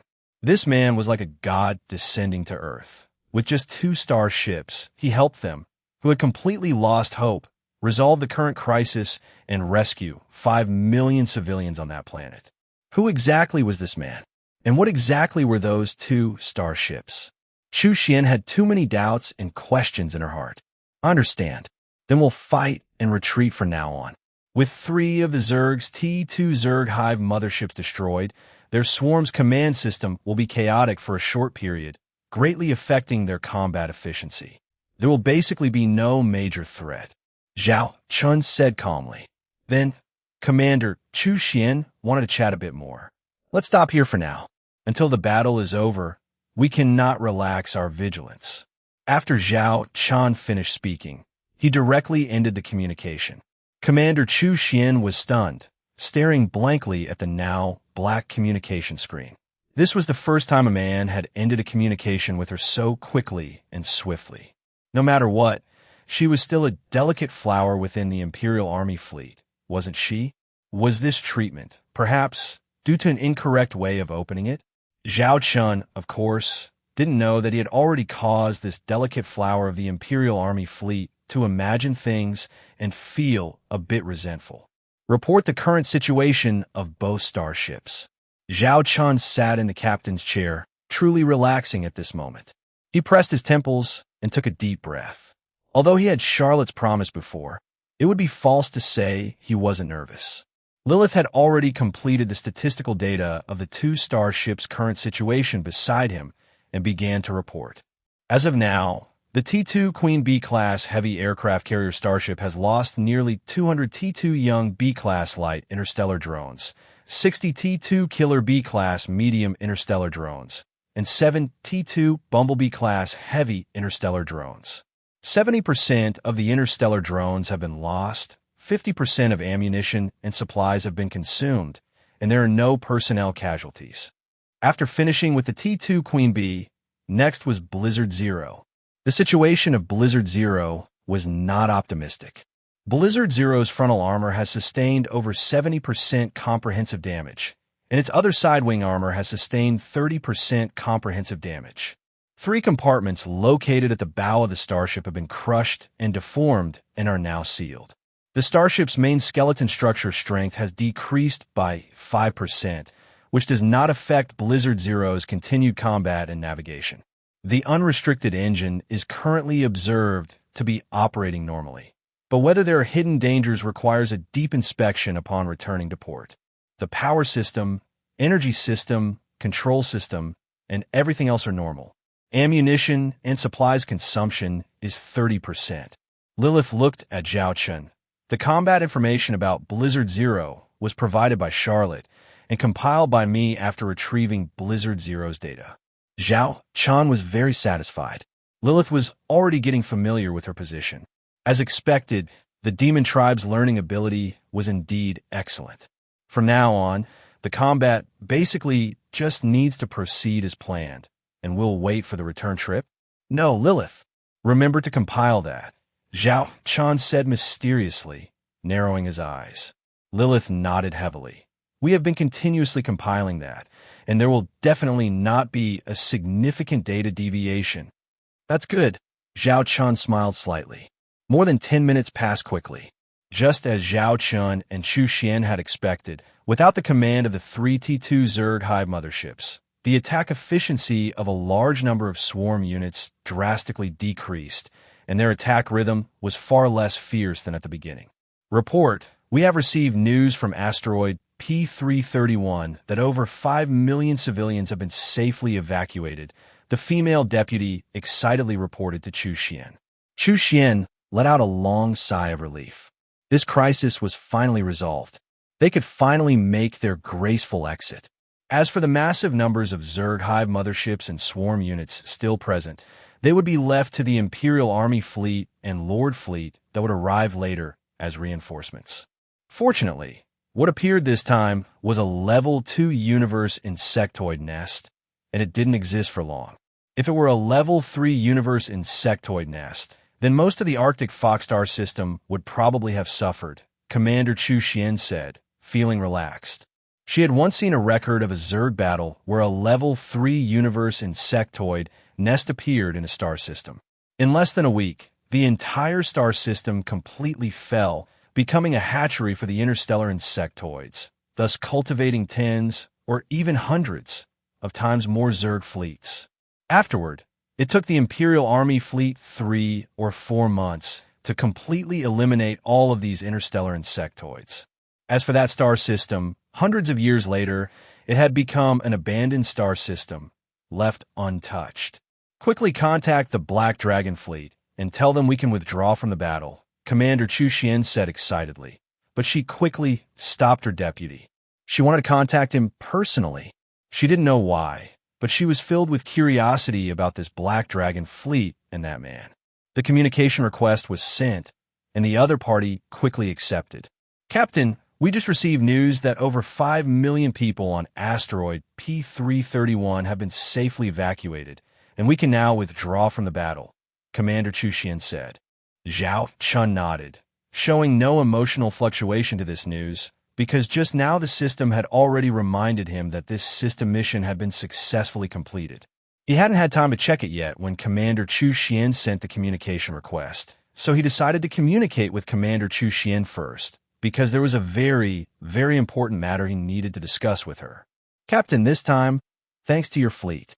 Commander Chu Xian was about to chat more with the captain to get to know him. However, Zhao Chen unceremoniously interrupted her again. If it were anyone else, Commander Chu Xian would probably start to dislike them. Commander Chu Xian, I recall that according to a Galactic Alliance regulation, for any defeat battle against the interstellar insectoids, whoever eliminates the interstellar insectoids owns them. Even if immediate body recovery is not possible, it can be recorded first. Is that right? Zhao Chen asked. Commander Chu Xian nodded. That's right. Zhao Chen immediately raised his hand, and a holographic projection of a table appeared, clearly showing strings of numbers. Killed 3 T2 Zerg hive motherships.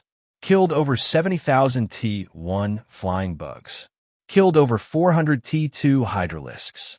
Because we currently cannot clear the battlefield, we can only wait for the subsequent Imperial Army fleet to eliminate these interstellar insectoids before recovery can be done. Even excluding cases where some insectoid bodies were cannibalized by their companions, at least half of the insectoid remains should be preserved. According to our calculations, this is roughly equivalent to a recovery price of around 5 to 600,000 star coins. Because I want to save trouble, I wonder if you, Commander, would be willing to directly accept this batch of insectoid bodies. Zhao Chen said with a smile, "Your starship also participated in this battle throughout, and your starship's combat recorder should be able to confirm the accuracy of our enemy kill count." "What you wanted to tell me was just this." Commander Zhao Chen was dumbfounded. As soon as the battle ended, he was talking about money with her? This made Commander Zhao Chen's previously grand image of the man in front of her seem to shatter a little. Zhao Chen didn't care if his image shattered or not. He wanted money. He wanted to buy raw materials with money. He wanted to build starships. "Captain, we can act as a third party to vouch for everything you've said. I can also use my authority to directly approve it. We will recover those insectoid remains on your behalf." Commander Zhao Chen squeezed out a smile, still enthusiastically helping him with these matters. Zhao Chen then immediately asked, "When will this fund be credited to my account?" Commander Zhao Chen maintained her smile. "If you're in a hurry, we can use our authority to process it through a special channel, and it can be credited within 1 day. As a reward for your fleet's excellent performance in this battle, I can increase this fund to 600,000 star coins." "Okay, thank you. I'll send you my account number. I look forward to our next cooperation. Goodbye." Zhao Chen's face immediately broke into a brilliant smile. At the same time, without waiting for Commander Zhao Chen to speak, he decisively ended the call. Commander Zhao Chen's expression stiffened. What was wrong with this guy? He didn't give her any chance to interject. Was talking to her such a time-wasting and boring thing? No, I must meet this guy in person. Commander Zhao Chen's mood at this moment was like a kitten whose curiosity was not satisfied. Just then, an account number was sent over. Commander Zhao Chen's eyes lit up when she saw it. She recognized the information on the account number. The initial code indicated that it was a temporary account opened at the Arctic Fox starport. A temporary account meant that the home base of this Black Dragon fleet should be at the Arctic Fox starport. Considering her bounty mission and the time it took for this fleet to arrive, they should have roughly departed from the Arctic Fox starport. If all else failed, she could also confirm with the person in charge of the Arctic Fox starport who accepted this bounty mission. Once the other Imperial Army fleets arrive for the handover, we'll go to the Arctic Fox starport. Commander Zhao Chen made a decision. She was going to find this man. As for what she would do once she found him, she wasn't actually sure. It was just this idea that was vaguely present. At this moment, Zhao Chen naturally didn't know that he had been targeted by an Imperial female officer. He was busy calculating his small fortune. 600,000 star coins, plus the previously offered mission bounty, and the additional bounty from the Arctic Fox starport. This operation directly yielded 1,300,000 star coins in one go. Adding the 90,000 star coins already in the account, that's now a total of 2,200,000 star coins. Zhao Chen mumbled, truly like a money grubber. With only 1 month left for the quarterly mission, which required 3 system-produced starships, Zhao Chen had only completed 2/3. The T-2B Queen-class heavy carrier starship and the T-2 Iron Hammer-class heavy interstellar industrial ship.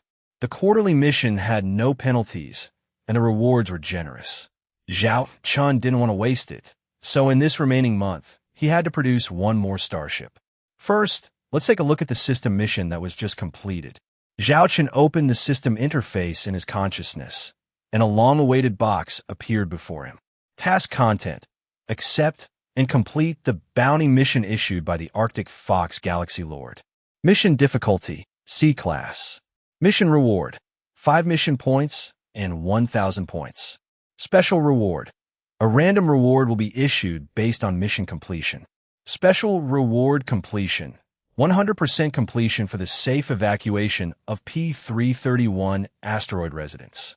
Mission completed: 1 mission reward and 1 special reward can be claimed.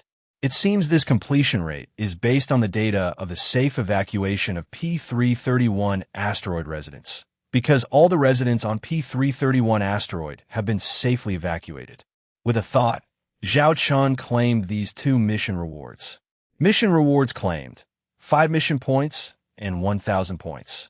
Special reward claimed: obtain the technical blueprint for the T-2 Black Rhino-class interstellar heavy assault frigate. He actually even got a starship technical blueprint. This was beyond Zhao Chen's expectation. The starship type is Interstellar frigate, but judging by the name, this is not an ordinary interstellar frigate. Host, Zhao Chen. Profession, top starship engineer. Special attributes, fleet luck bonus, Eye of Insight. Points, 1,780. Mission points, 10. Number of starships, 2. Mission, quarterly mission claimed. Warehouse, T2 Black Rhino class interstellar heavy assault frigate technical blueprint. T3 Blizzard class light interstellar battlecruiser technical blueprint. T2 Bronze Eden class starship technical blueprint. After claiming these 2 rewards, Zhao Chen's system page data became much richer. Let's first study this interstellar frigate. Black Rhino class interstellar heavy assault frigate.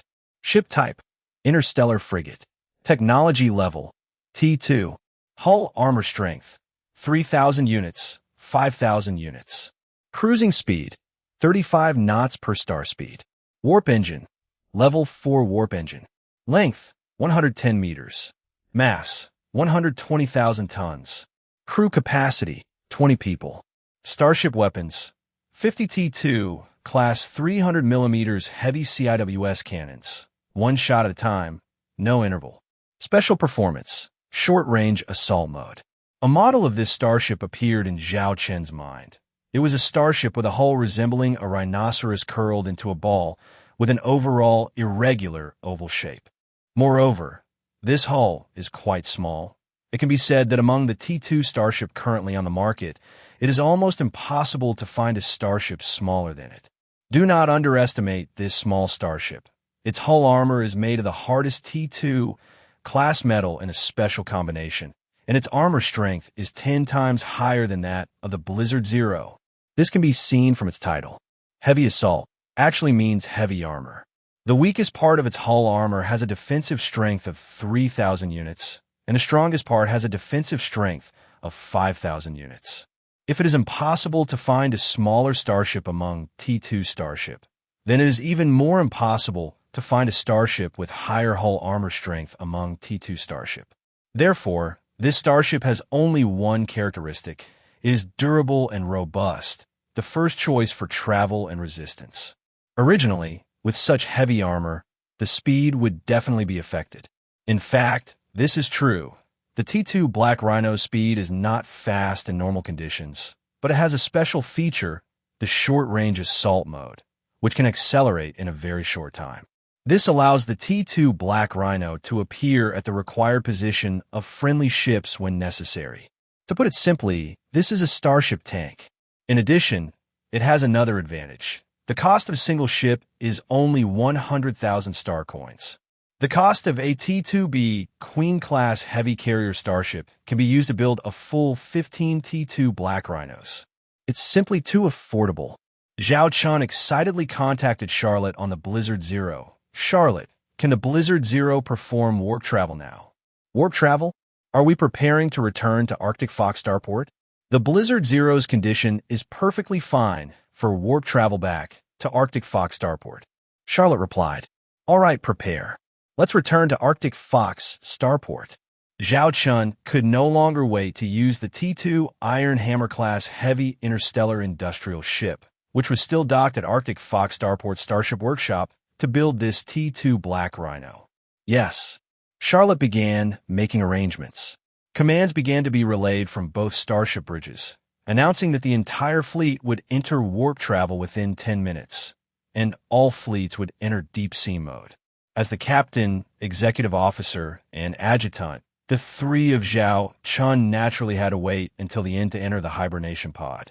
Charlotte, that was a truly brilliant fight. Zhao Chen looked at Charlotte in the video feed and praised her again without hesitation. It's mainly because of this starship.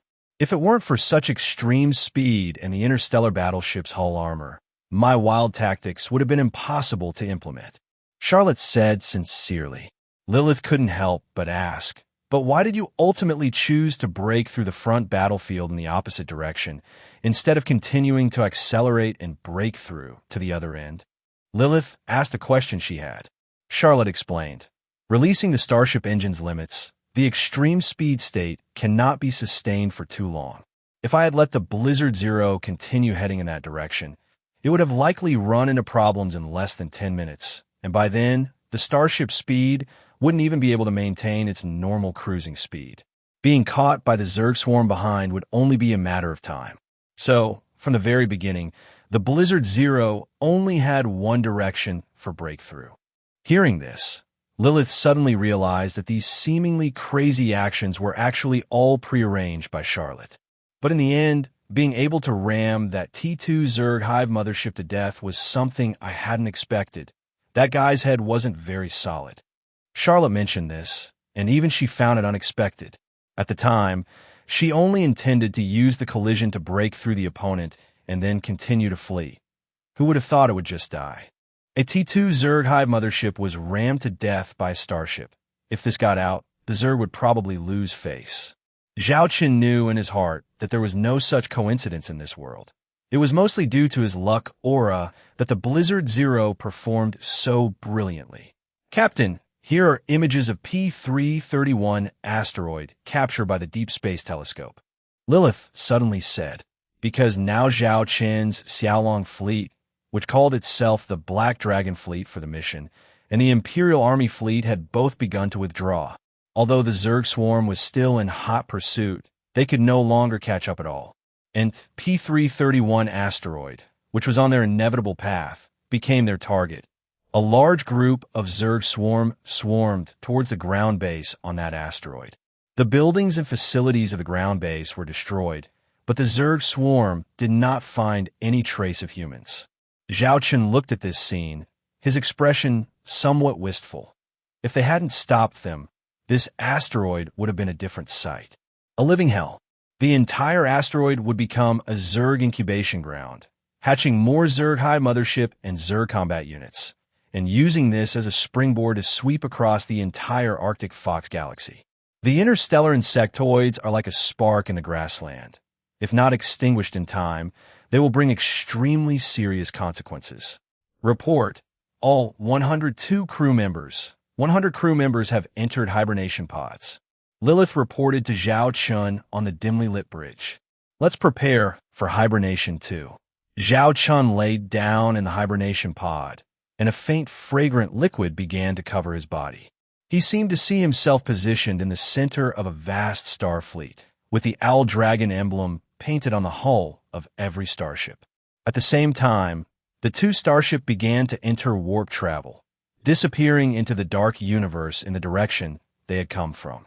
When he opened his eyes again, they had already reached the outer perimeter of the Arctic Fox starport. A few more minutes of travel, and the Arctic Fox starport would be in sight. As soon as the starships returned to normal cruising speed, Zhao Chen immediately contacted the female manager designated CC-11. Sir, you're back.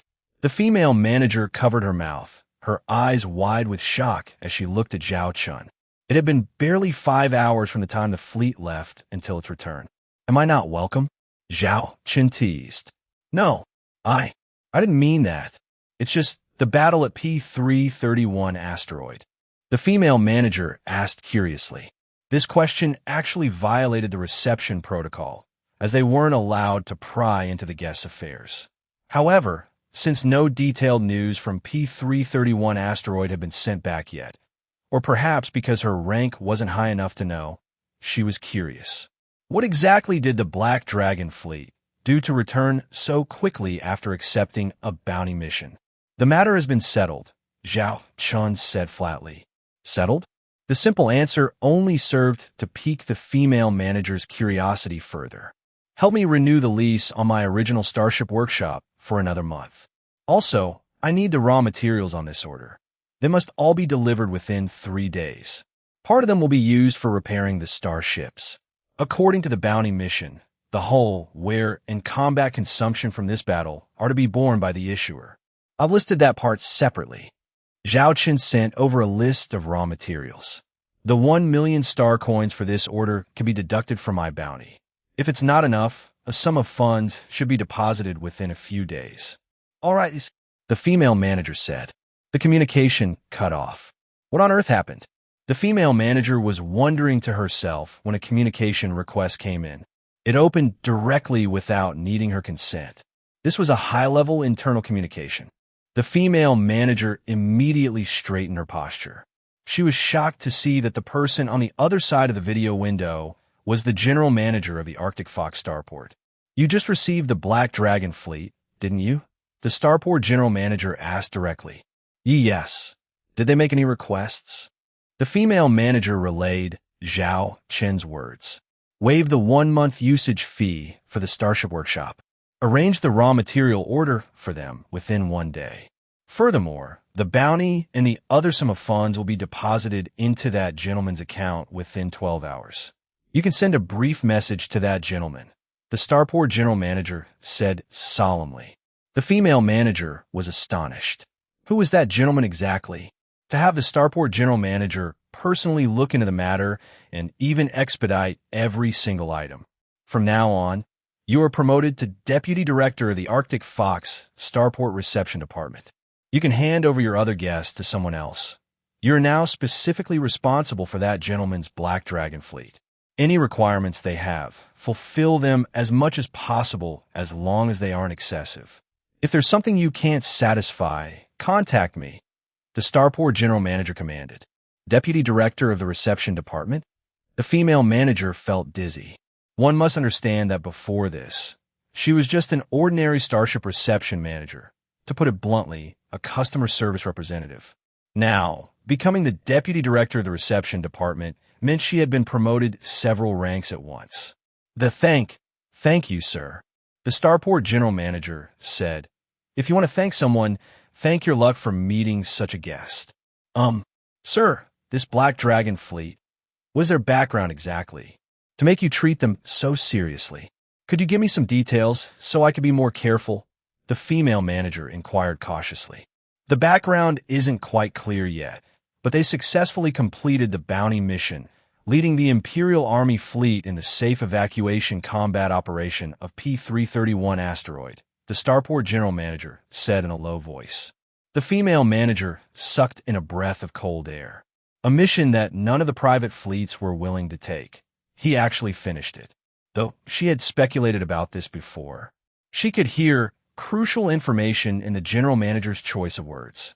He said leading the Imperial Army fleet to complete the mission, not helping the Imperial Army fleet or assisting the Imperial Army fleet. Don't underestimate these 3 different terms. Their meanings were completely different. Assisting would feel like a subordinate helping a superior. Helping would be when both sides were on equal footing. But leading meant that the battle was fought with the Black Dragon fleet as the core, with the Imperial Army fleet assisting and coordinating on the side. Furthermore, a very important person has inquired about the Black Dragon fleet's information, and they will be visiting our Arctic Fox starport soon. That important person is not someone we can afford to offend. Even if the Lord of the Arctic Fox star system were here, he would have to greet them with a warm smile, the starport general manager said somewhat nervously. Someone even the Lord of the Arctic Fox star system had to treat with a warm smile? The Lord of the Arctic Fox star system was a renowned Imperial Earl, who even had hopes of being granted the title of Marquis within the next 10 years. For the Black Dragon fleet to be connected to someone that an Imperial Earl had to treat with such caution. The female manager swallowed hard. "Anyway, just treat this guest with all your heart. Report any issues to me immediately." After the starport general manager finished speaking, the communication was cut. At that moment, the 2 starships of the Black Dragon fleet had slowly entered the visual range of the Arctic Fox starport and were entering their berths in the Starship workshop according to guidance. The female manager pulled up the video feed, and she could see the 2 starships. One was a T-2B Queen-class heavy carrier starship with a predominantly yellow exterior, and the other was a starship of an uncertain class. The latter's condition was quite severe. The entire bow was dented. The hull was covered in craters that looked like they were from meteorite impacts, and there was a dented gash dozens of meters long on the port side. This was actually the trauma left behind when it scraped past the T-2 Zerg hive mothership. "What on earth did they go through?" the female manager muttered. As the 2 starships sailed into the workshop berths, the T-2 Iron Hammer-class heavy interstellar industrial ship was still docked in its original place. Additionally, nearly 100 half-beastman female crew members, who didn't have formal post assignments yet, stood in formation to welcome their return. Phew! Lilith breathed a long sigh of relief as she watched the starships dock smoothly. After years on the run, this was the first time she had participated in an interstellar battle in her role as a starship adjutant, and it was a battle against the interstellar insectoids at that. Although she had appeared very calm on the surface, she had been quite nervous inside. Now that it was over, she could finally lay her heart to rest. Arrange the wounded on Blizzard Zero to receive treatment. If the injuries are severe, use the starport's medical pods. The fleet will cover the costs. At the same time, the T2 Iron Hammer is to begin work on repairing Blizzard Zero's hull. Also, construct the interstellar drones lost by the T2B Queen-class heavy carrier starship to restore the T2 Queen Bee's combat readiness as quickly as possible. I'll take personal charge of this. You'll be responsible for assisting me. As soon as Zhao Chen arrived, he began delegating tasks. The T2 Iron Hammer-class heavy interstellar industrial ship also began its first operation at this moment. Inside the interstellar industrial ship, there are complete industrial construction facilities, ranging from large starships, mechs, interstellar fighters, and interstellar drones, down to the battle suits and laser guns worn by interstellar soldiers. It can produce all of these.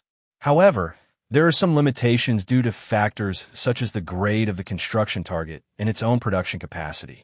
It can perform engineering construction within the ship. If it is in a hovering state in space, it can even extend its operation platform outside the hull. That way, it can build some large starships, such as aircraft carrier starships of the same class, and so on.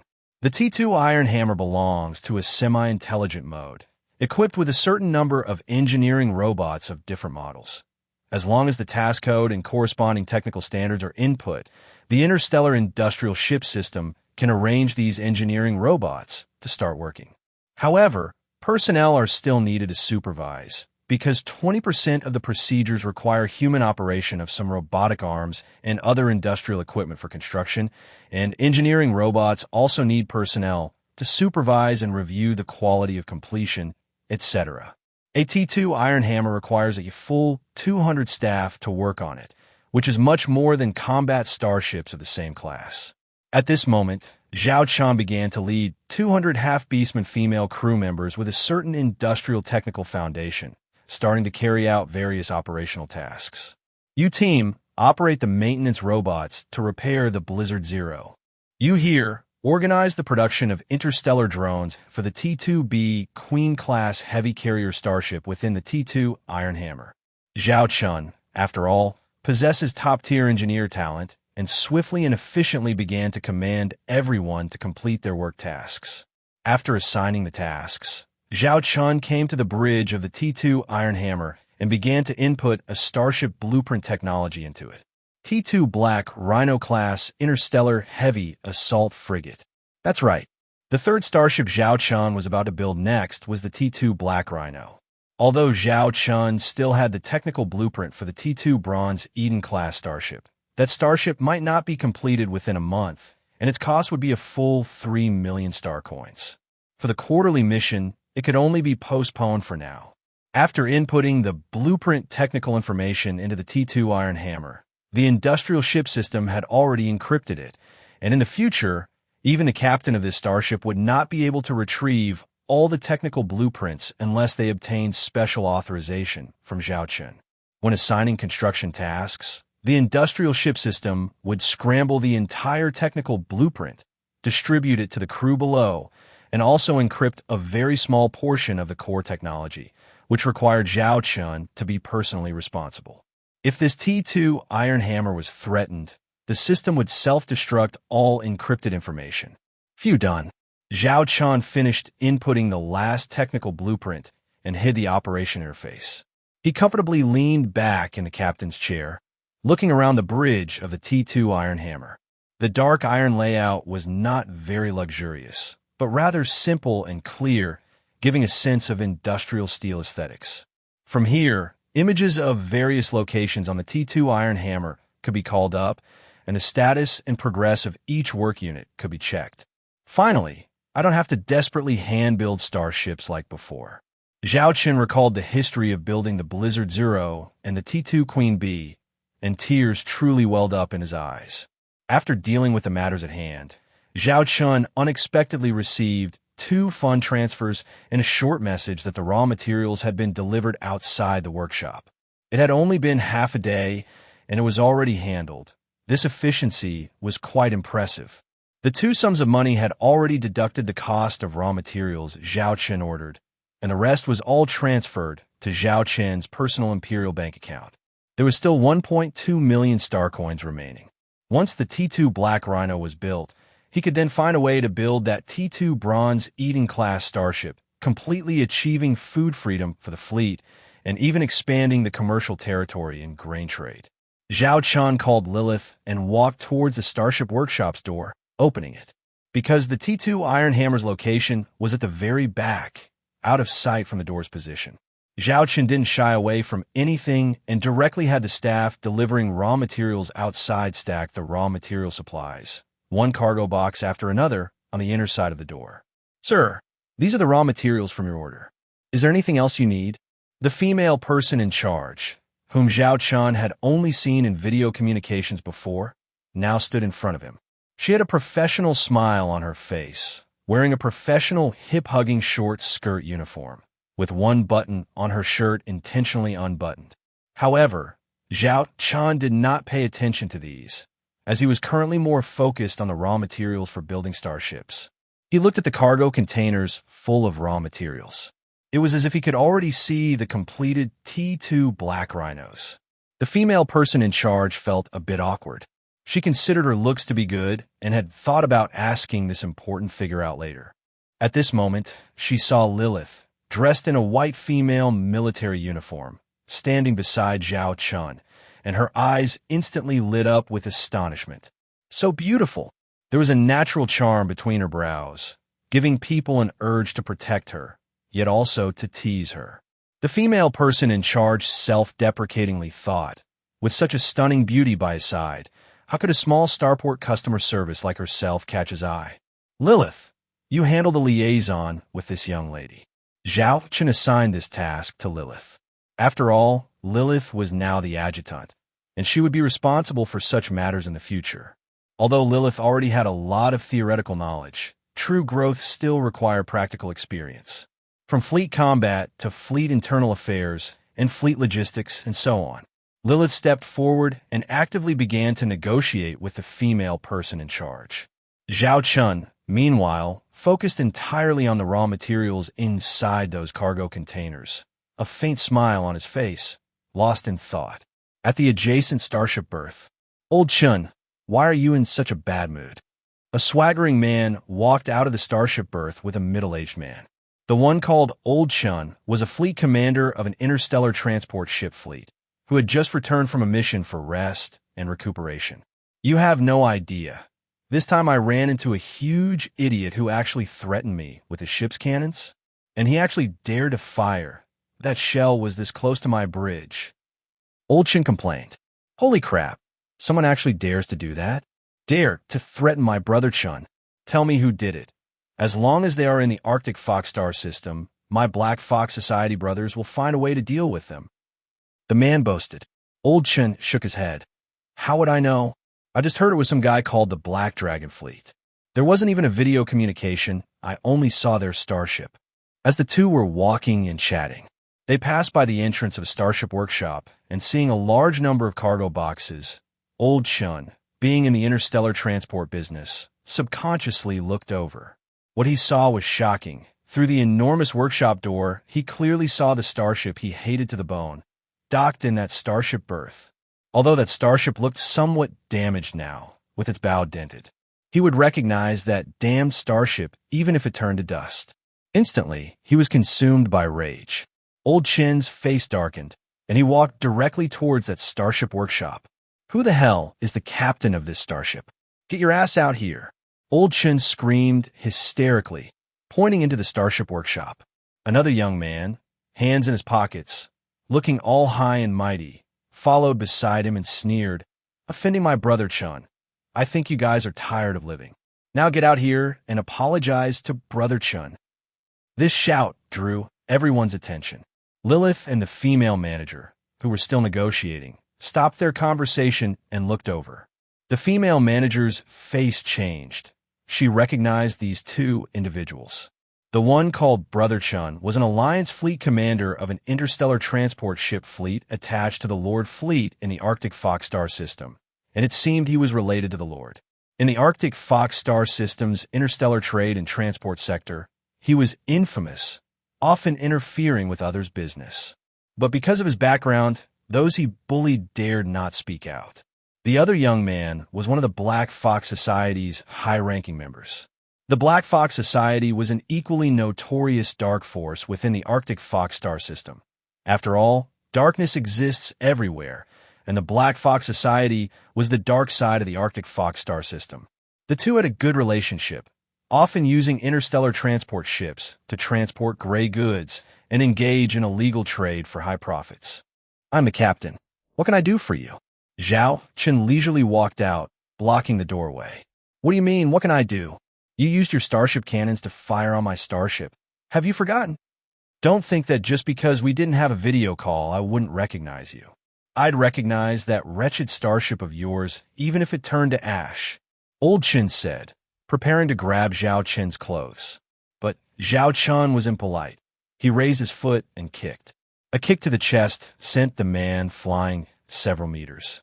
"Holy crap, you even dare to hit someone. I'm from the Black Fox Society. Do you know what the price is for offending the Black Fox Society?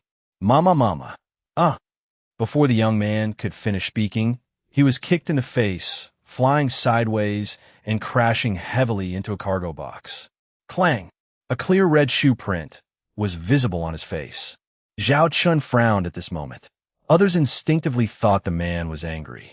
Kicked in the wrong direction, Zhao Chen thought to himself, "He hit my precious treasure." Although theoretically, such a collision wouldn't affect the raw materials inside the cargo box, Zhao Chen was still uncomfortable. Cough, cough, cough. You actually dared to strike. You condoned your starship shelling my starship.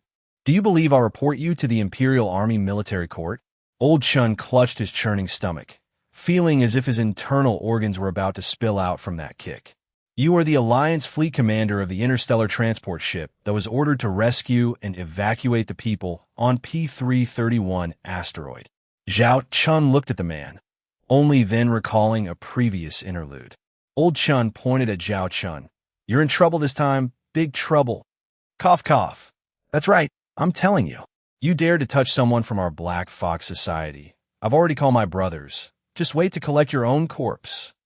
The young man from the Black Fox Society who was kicked yelled, "You deliberately delayed, slowed down your fleet, and disregarded the lives of 5 million people on P-331 asteroid. You're the ones in trouble, aren't you?" Lilith stepped forward at this moment, standing beside Zhao Chun, speaking up for the captain. "It's that voice. It was you stinking bitch, who threatened me back then, wasn't it?" Old Chun recognized Lilith's voice. It was the female voice that had threatened them during the voice communication. Succubus.